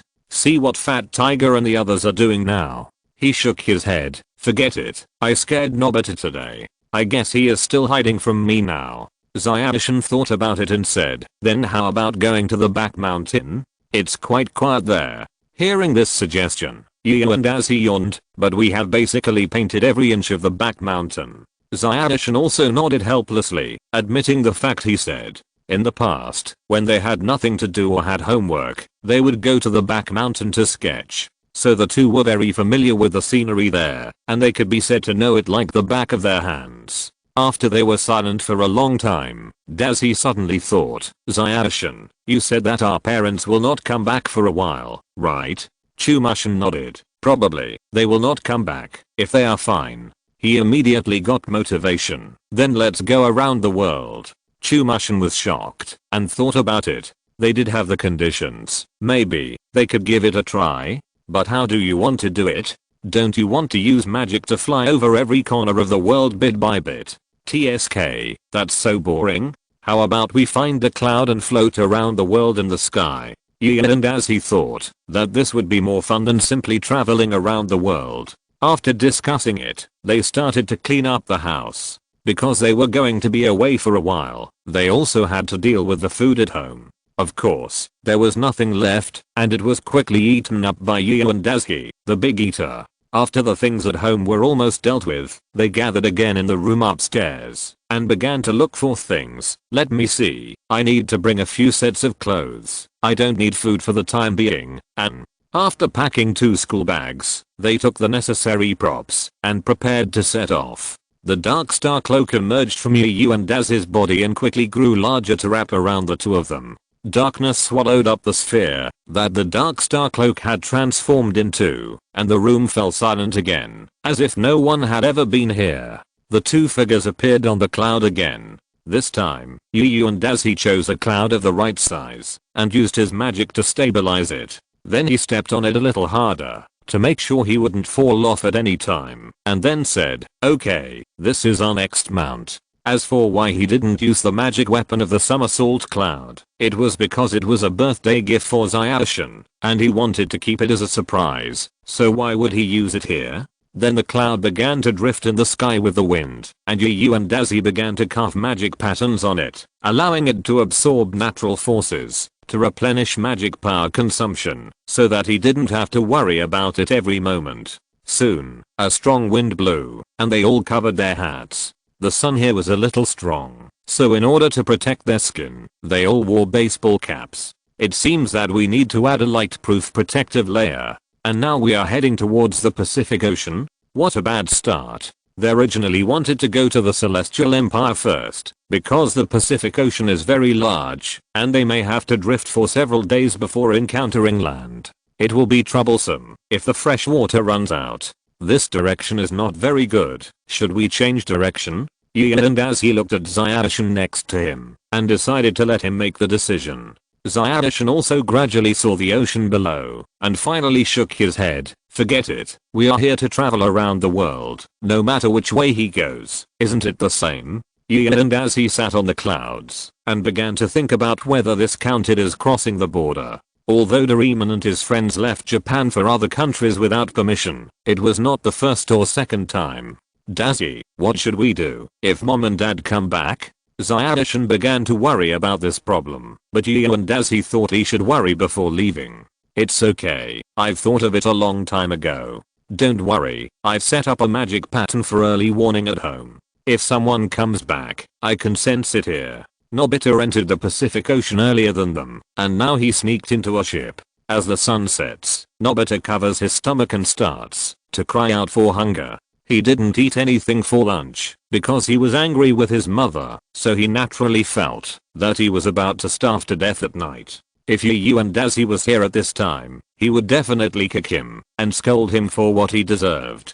But when people are in desperate situations, they will naturally find ways to save themselves. So Nobita sneaked into the restaurant while others were not paying attention. But this time, Nobita was finally lucky because the food in the restaurant can be taken by himself. In other words, there is no need to check the boat ticket here, and you can eat as much as you want here. At night, the two of them also felt hungry in the sky, so Yu and Dazi began to think of a way to solve dinner. The Dark Star Cloak teleported him into the sea, and he used levitation to grab a handful of seafood and return to the cloud. I guess I'll just have to make do with these for the next few days. Looking at these raw seafood, Yu and Dazi took out the wood spirit staff. A ball of flame emerged from the magic stone, and the two of them began to grill on the clouds. The food here is much better than what my mother cooks. I said he can't cook seafood. Nobita stuffed his mouth with delicacies from the mountains and the sea, and did not forget to compare it with the food at home. After eating and drinking here, Nobita began to have trouble. Because Nobita did not have a ticket here, naturally there was no room. So he had to go back to the deck and find a place to sleep.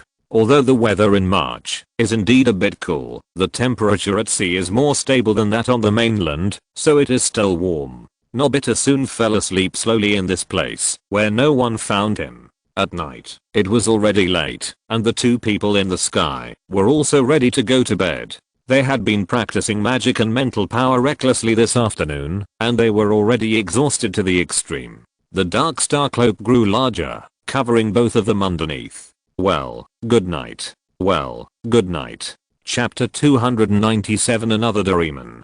The next morning, Nobita woke up early because he went to bed early. Are you kidding me? It's not even day yet. Nobita looked at the dim starry sky, yawned, and then leaned on the chimney of the ship to think about life. Although the ocean here is beautiful, it will get boring if you look at it for a long time. He looked at the sea with sleepy eyes, and suddenly a bulge appeared on the boundless sea. What is that? Is it an island? After Nobita wiped his eyes to make sure he was not mistaken, he became excited. It might be an uninhabited island. Isn't an island without anyone to disturb him exactly the place he dreamed of? Nobita immediately took out his bamboo dragonfly, detached from the ship, and flew over there. More than an hour later, Nobita finally landed successfully on the island. This is indeed an uninhabited island, an undiscovered paradise. He untied his bag, looked at the props inside, and confidently prepared to make a home of his own here. Robinson Crusoe had nothing, but he could live on the island for decades. I have better conditions, and I believe I can also build my own kingdom. Nobita first took out a rooster-like object, and pressed the button. Cock, cluck, cluck, a crisp rooster crowed on the island, almost deafening Nobita. He threw it aside. Damn, this thing is actually an alarm clock. Then Nobita looked at another cylindrical prop, and tried to start it. The cylinder instantly extended a pole upwards, and then extended to both sides. Soon, a large blackboard appeared in front of Nobita. A mechanical hand pointed at the arithmetic formula. Excuse me, what is 12 plus 25? Nobita looked helpless. Are you kidding me? I still have to study here? After turning off the teaching robot, Nobita was ready to try other props. But the weather was not good, and a rainstorm came unexpectedly at this time. He had to give up the plan to try other props and quickly picked up an umbrella. Standing under the open umbrella, Nobita breathed a sigh of relief. Finally he didn't have to worry about catching a cold. The umbrella above sneered, "Haha, you underestimate me too much." At this moment, it rained harder inside the umbrella than outside. Help. This umbrella, is it the one that will rain?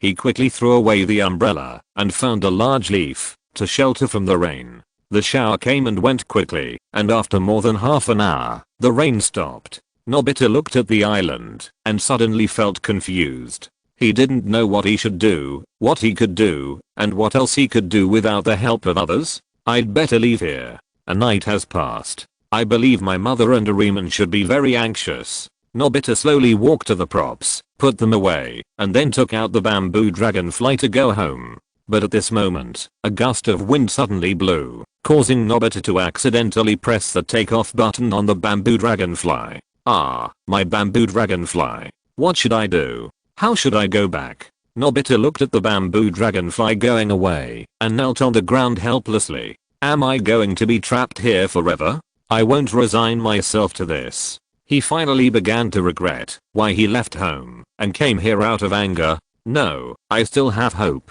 I believe Doraemon will come to save me. He will definitely come to save me. He once said that no matter where I am, he will find me. In despair, he began to establish a belief for himself so that he would have hope to survive. Thinking of this, Nobita stood up again.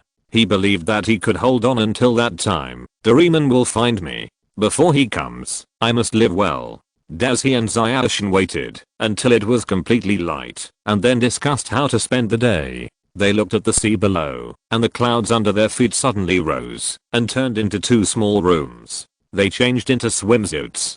Before setting out to swim, Chumushin thought they should plan their trip well. If we go down like this now, how will we get up when we get tired? Will we still be able to find this place? Don't worry, I have marked this cloud with magic, and I can teleport back at any time. After saying that, Yu and Dazi stood at the edge of the cloud and prepared to set off. As for the way to get down, of course, we jump from here. Chumushin was shocked by his madness. If he jumped from such a high, even he would die, right? Yu and Dazi gave him a reassuring look. It's okay, you can also try parachuting by the way. After saying that, Yu and Dazi pulled Zyashin to stand with him. Hey, wait a minute, I'm not ready yet. Yu and Dazi didn't let him finish his words and pulled him down. Falling from an altitude of 10,000 meters, the speed began to increase rapidly and then gradually stabilized. After adapting to this state, they all felt a little hot. After all, the speed was still a bit fast, and the friction with the air was still a bit uncomfortable. But it was not enough to burn them. Compared with meteorites, they were still far behind. Seeing that the time was almost up, Yu and Dazi opened the Dark Star Cloak to serve as their parachute. The two of them drifted in the air for the remaining 1,000 meters. When there were still more than 10 meters, Yu and Dazi put away the Dark Star Cloak. The two of them entered a state of free fall again and hit the sea level. After entering the ocean, there was only endless blue in front of them, and they felt a faint gurgling sound in their ears. They didn't know whether it was because they were exhaling or because the ocean was breathing. A few seconds later, the two surfaced again, looked at each other, and laughed heartily. I said it feels good to play parachuting, right? Zyadishan also nodded. Yes, it's just that this kind of thing is still a little dangerous, so you should be more careful in the future. And as he let himself float on the sea, feeling the rhythm of the ocean, and didn't take it to heart at all. It doesn't matter, as long as I'm here, you can play this game however you want. Zyadishan looked at Yu and Dazki, and suddenly said, I think you and Doraemon are similar, both can help everyone realize many dreams. Then he also lay on the sea, and looked at the sky. The difference is, that one uses magic and the other relies on technology. And as he also looked at him, there is another difference. You didn't say it. Zyadishan didn't say anything, just waited for him to reveal the answer. You picked me up, and Doraemon was sent here. Zyadishan smiled after hearing this, and then went into the sea. I'm going to see some marine life. Dazzy waved to him. You go first, I'll bask in the sun here for a while. Doraemon was now walking around the house anxiously. He hadn't seen Nobita for a whole day. Where did Nobita go? No, I have to go out and find him. Doraemon took out the bamboo dragonfly and put it on himself and flew to Shizuka's house. Shizuka, have you seen Nobita? He hasn't been back for a long time. Shizuka looked at Doraemon in front of her and shook her head worriedly. No, Nobita didn't come to see me, and I haven't seen him either. Doraemon had to start the bamboo dragonfly again and go to Fat Tiger's house. But the answer was still disappointing. You mean that guy? I haven't seen him since yesterday. Doraemon, who couldn't get any news, had to look for him one by one, hoping to find some hope here. If you're listening to this novel on a channel other than Fanfic World, it means they downloaded and uploaded it without effort. We cordially invite you to visit our channel, Mundo Fanfic Novelos. There you'll find the original version of this story and you can explore many other novels of various genres. We're waiting for you to immerse yourself in a world of incredible novels. Chapter 298. Did you fold the quilt? Doraemon did not stop. Next, he went to Sunia's house, Yasuo's house, Haruo's house, Yamagachi's house, and other places where Nobita might go, but all ended in disappointment. Finally, Doraemon had to come to Dekisugi's house. After hesitating at the door, he still knocked on Dekisugi's door, waiting for a response from inside. But they had already left here. How could someone come to open the door for him? After waiting in vain, Doraemon had to give up this family. He also felt that Nobita should not be here. After all, he remembered what happened yesterday very clearly. What should I do? Did Nobita just disappear like this? Doraemon flew into the sky, looked at this familiar town, and began to think about where Nobita would go. Finally, he locked his eyes on the back mountain and regarded it as his last hope. Nobita, Nobita, where are you? We are all worried about you. Come back soon. Doraemon searched every corner of the back mountain step by step, but there was still no trace of him. Finally, it sat on the ground dejectedly, looking at the sky hoping that someone could give him guidance. At this moment, a mouse appeared next to him and squeaked twice. The blue fat man naturally noticed the mouse, but he didn't look scared at all. It's all because of you. Not only did I lose my ears, but I also lost Nobita. Damn it. Doraemon took out the air cannon and fired at the mouse with full firepower. The mouse was instantly knocked dozens of meters away and finally rolled to an unknown place. After sitting on the ground for a long time, Doraemon finally took out the searching cane helplessly and prepared to continue looking for Nobita, the child who made people worry. I thought we had a tacit understanding and didn't need props. But I'm really worried that something happened to you. Doraemon stood up the searching cane and asked him to find Nobita's location. Not long after, he followed the guidance of the cane to a nearby building and knocked on the door. Are you looking for me? My name is Nobita, but I'm Matsuda Nobita. Sorry, I may not be the one you're looking for. Doraemon looked at the adult in front of him with a disappointed face, apologized and left. He used the missing person crutches again and said the full name of Nobita Nobi. However, this time it flashed and stood on the ground without falling down. How could it be? Is the crutches broken? Seeing this situation, Doraemon fell into deep thought. Could it be that the distance between Nobita and me has exceeded 100 kilometers? Doraemon didn't want to think about the bad side, so he had to pin his hopes on the range of props. So he set off again and began to test the missing person crutches everywhere in Tokyo. But no matter where he was, the result was the same. In this way, Doraemon searched until noon, but there was no clue. He had to go back home and report today's situation to his mother. "What did you say? Nobita has actually walked so far." After hearing this, the mother almost fainted. She thought her son was just throwing a tantrum and going out to live for a few days, but she didn't expect that he would walk so far. Doraemon quickly supported his mother and told her not to worry too much. "It's okay, Mom. No matter where Nobita is, I will find him." Mom looked at Doraemon weakly, and finally thousands of words converged into one sentence. "Thank you, Doraemon." In the afternoon, Doraemon still went out to look for Nobita for an afternoon, hoping to find his shadow. But how could Nobita, who was already in the Pacific Ocean, be found in Japan? Doraemon still ended in failure at night. When his mother saw him coming back, she brought the prepared food to the table. Dad also looked at them worriedly. After all, he was his son. How could he not worry? Nobita is really such a fragile person. Dad drank a glass of wine and lay on the table helplessly thinking about Nobita. Mom also rarely stopped him, but patted Dad's back gently. "That's right, we must educate him well after we come back." Dazi and Zyashin, who had been soaking in the sea for a day, returned to the clouds with a lot of fresh seafood. "It looks like we have a treat tonight." Gian and Dazi looked at the food and began to think about how to cook. After a big meal, they prepared to rest on the cloud. On the uninhabited island, Nobita used a mole glove to dig a hole at the bottom of the island as a resting place for today. The food was obtained from the breadfruit tree. Although it tasted terrible, he was very happy to eat it this time. In this environment, it was good to have food, so he didn't pick anything. "It's okay. Doraemon will come to save me tomorrow. You must hold on." Before going to bed, Nobita still cheered himself up to give him the courage to survive. The next day, after Dazi and Zyashin got up, they prepared for a thrilling skydiving. But this time, Zyashin took the initiative to grab Yu and Dazi's hand and jumped down with him. When it was about 1,000 meters above the ground, Yu and Dazi planned to open the parachute. But at this moment, he found a very serious problem. That is, the Dark Star cloak was missing. Dazi quickly turned his head and looked at Chumushin. "Yinkei, after you got up today, you didn't find time to fold the quilt, did you?" He nodded. "Yes, it's normal to fold the quilt every morning, isn't it?" Yin and Dazi looked at him speechlessly. "But our quilt is our parachute." Suddenly they changed color in the sky. "What should I do? I didn't bring a parachute." At this speed, Dazi can use flying magic to stop his falling speed.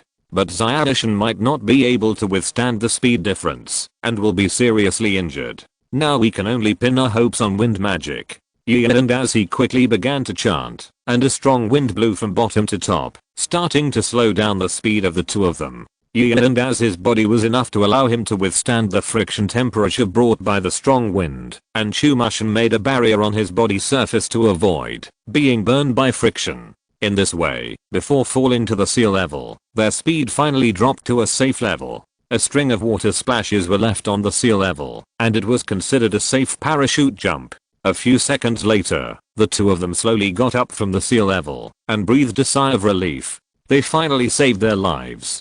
After Zyashin got up, he looked around habitually and saw the island over there. He quickly pulled Yu and Dazi. Dazi-kun, look, there seems to be an undiscovered island over there. He also looked over there and was also very interested. "Then let's go and take a look. Maybe there will be such an unexpected harvest." Zyashin nodded, and then the two of them began to swim towards the island. After more than an hour, they looked at the still distant island and stopped their actions. "It seems a little farther than we thought." If they continued swimming like this, Yu and Dazi would not care, but Demishin's body could not bear it. So he performed the flying technique and took him and Demishin to the island together. Chapter 299 Return.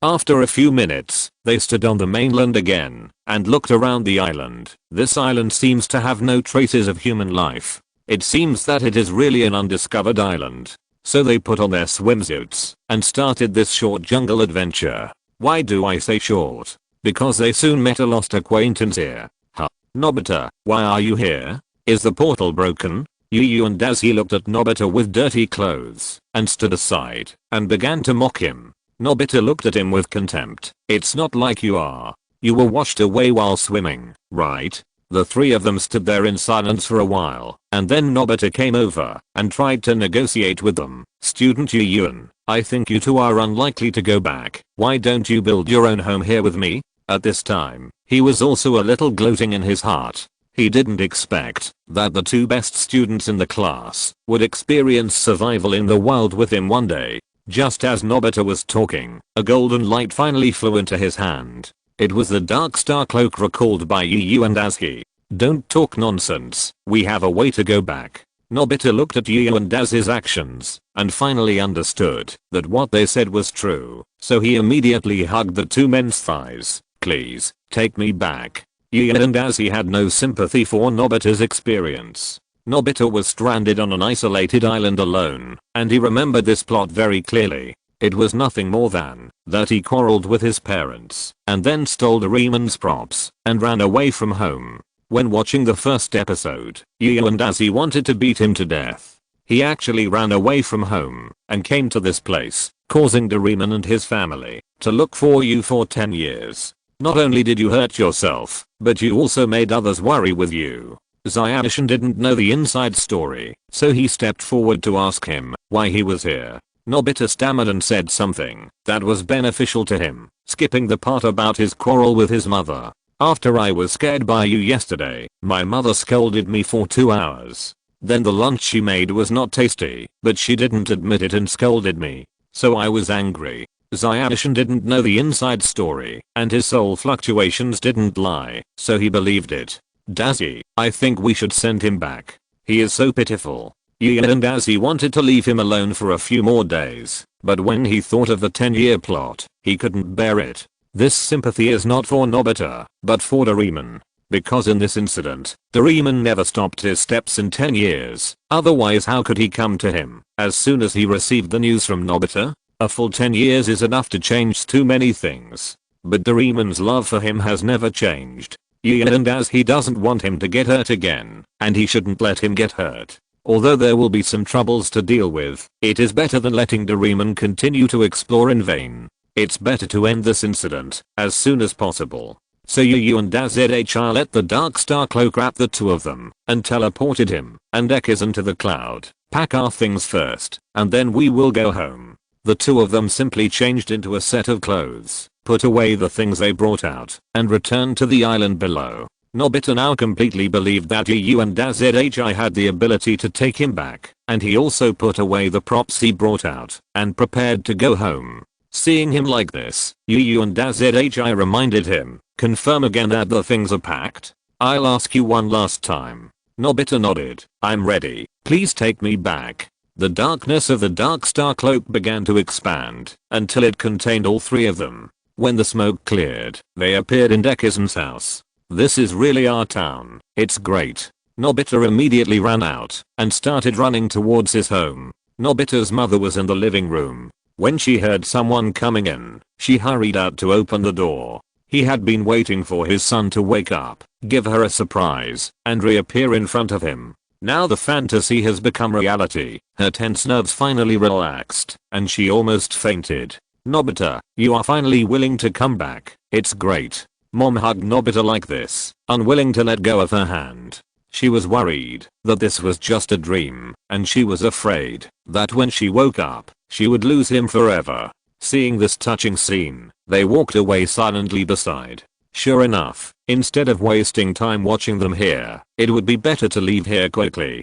During lunch, Doraemon took out the door and came back. Seeing Nobita was also at home, she suddenly felt that her world was bright. Nobita, you are finally back. Where have you been these days? Do you know how worried we are about you at home? Nobita hugged Doraemon and apologized to him and his mother again and again. I'm sorry, it's all my fault. I shouldn't have left my home without permission. I will cherish this place. Mom brought out her own food and hurriedly asked them to come over to eat. While he was eating, he talked about what he had done these days. But there was a part that he didn't say, but waited to discuss with Doraemon. After lunch, Nobita mysteriously grabbed Doraemon and asked him to go to the second floor. The blue fat man was caught by Nobita for no reason and just looked at him without saying anything. Let me tell you, it was you and Dazzy who sent me back from that island. Doraemon was also shocked because he thought Nobita came back by himself on a bamboo dragonfly. What's going on? Why are you and Dazzy and the others there? Nobita shook his head. I don't know, but you and Dazzy must have other abilities that can move to a certain place. You're right, there are too many suspicious points about you and Dazzy. He is not an ordinary person. They used to think that the source of you and Dazzy's ability was the so-called sun god, but now it seems that it is not. This guy's energy does not seem to be given by others, but seems to be controlled by himself. Doraemon, how about we investigate you and Dazzy? Although the blue fat man also wanted to know the inside story, reason told him not to ask for trouble. Forget it. After all, they have no hostility towards you for the time being. And since you ran away from home, why don't you reflect on your own problems? Nobita had to persuade him again. Come on, Doraemon. Can't you satisfy my curiosity a little bit? In the end, the blue fat man was conquered by Nobita's persistence. Well, let's use this to see. After saying that, Doraemon was knocked unconscious by a hand behind him. Really, you have to find something for me to do when you have nothing to do. Don't worry, you will forget it soon. Then, Nobita was also hit by you and Daz's soul attack, and his consciousness quickly fell into darkness. Really, these guys only know how to cause trouble for me, and I have to erase their memories one by one. Then he sighed again. Don't talk about you. Even I was kept in the dark. Level 4. I have to reach that threshold before I'm qualified to know the inside story. If you find out anything, it will only hurt you. Chapter 300 Drifting to the Celestial Empire. After Yu and Dazzy erased their memories this time, he let the two of them have a good sleep, and then he returned to Chumushin's home with peace of mind. Seeing him come back, Zyadishin put down the book in his hand. Have all the things been resolved? Yu and Dazzy nodded, sat down in his seat, picked up the book and started reading. When are you going to stop hiding this matter? It's not a solution to keep hiding it all the time. After thinking for a while, he slowly said, when I'm qualified to access the secrets of this world.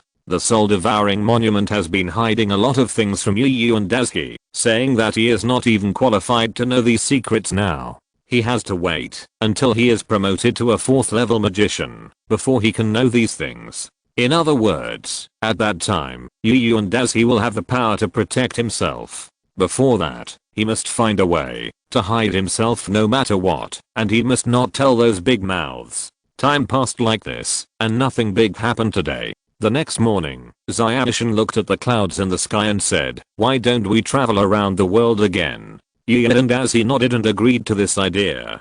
He packed up other things again, took many books and world maps, and then teleported to the cloud, where he got off the car last time. At this time, they had already drifted into the territory of Magnesium Country, so they also went to the Statue of Liberty for a walk. Of course, the safety here is not very good, because everyone is allowed to carry a gun. Otherwise, how could there be such a saying? Freedom and peace are strong in Magnesium. Happy gunfights every day. Although it is just a joke, it also reflects from the side how serious the security problem of Magnesium Country is. Going back, they spent 2 days drifting to the Celestial Empire. Oh, this is really a familiar place. Yu and Dazzy looked at the familiar continent below and suddenly felt a sense of home. After all, he had been in the Celestial Empire for more than 20 years and had feelings for it. Speaking of which, I remember that little guy Lizanayu seemed to live nearby. Looking at the terrain below, Yu and Dazzy seemed to remember that this was the Jiangshu area.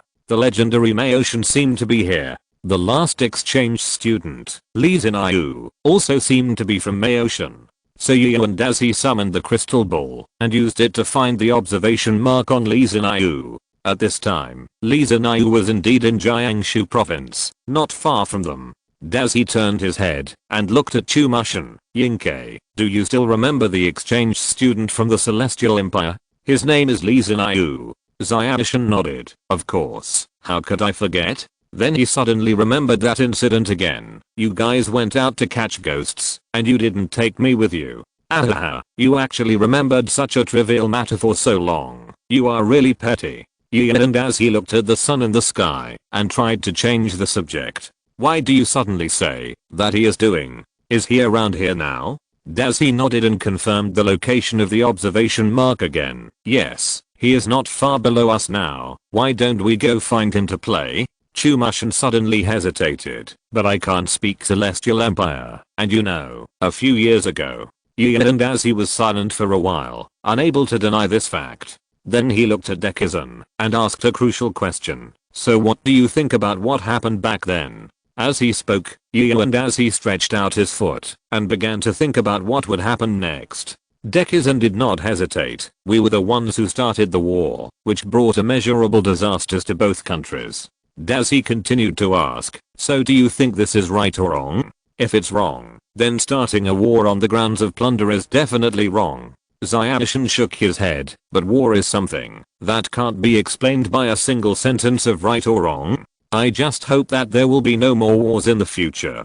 And as he nodded and silently retracted his foot. Doraemon's author Fujiko is also an anti-war person, so the characters he wrote should also be anti-war. For example, when Doraemon and Nobita dared to shout out the words Japan was defeated on the screen under pressure, many people fell in love with this work completely. This is also one of the reasons why many Chinese people like Doraemon. They dare to face their mistakes. So, there is a difference between the people and the Japanese and the criminals. Okay, don't worry, as long as you are willing to admit your mistakes, you can go to China. Xiaoshin heard and as he say this, and asked cautiously, what will you do if I don't admit it? Hearing this question, and as he looked at the watch on his hand and calculated the time according to the formula of gravity acceleration, then theoretically, you still have 45 seconds to live, and fragments of your life have begun to flash in your mind. Of course, because of air resistance, the time you can recall your life should be longer.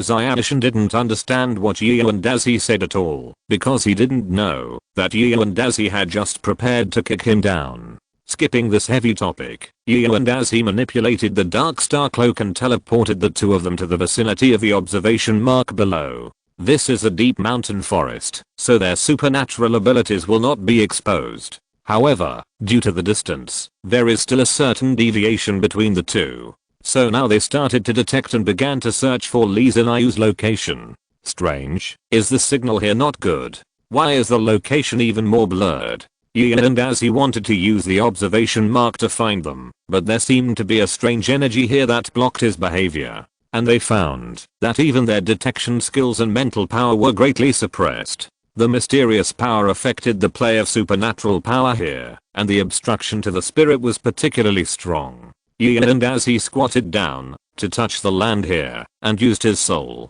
to carefully feel it here, there seems to be a power in the land that blocks the soul. It is worthy of Mayoshin. Xiaoshin sensed the land like Dazuki and found that his mental power was suppressed more seriously. It seems that now we can only use our eyes to find them. I hope it won't take too long. Lee Zinayu's situation is not very good.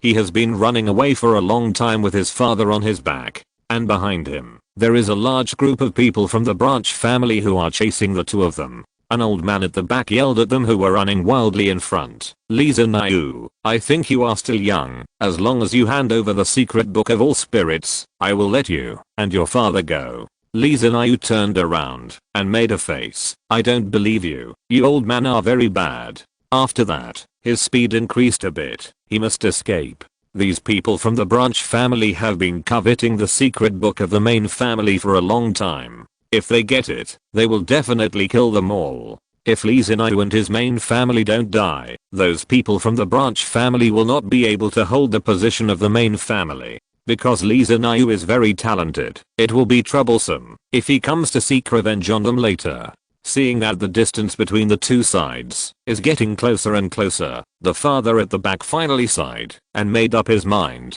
to start to break free from Lee Zinayu's hand. End of this chapter. Thank you very much for reaching the end. Don't forget to like. Looking for more exclusive content and immediate access? Subscribe to our Patreon. Remember, every like, subscription, or donation encourages us to continue. Thanks to everyone. See you in the next video.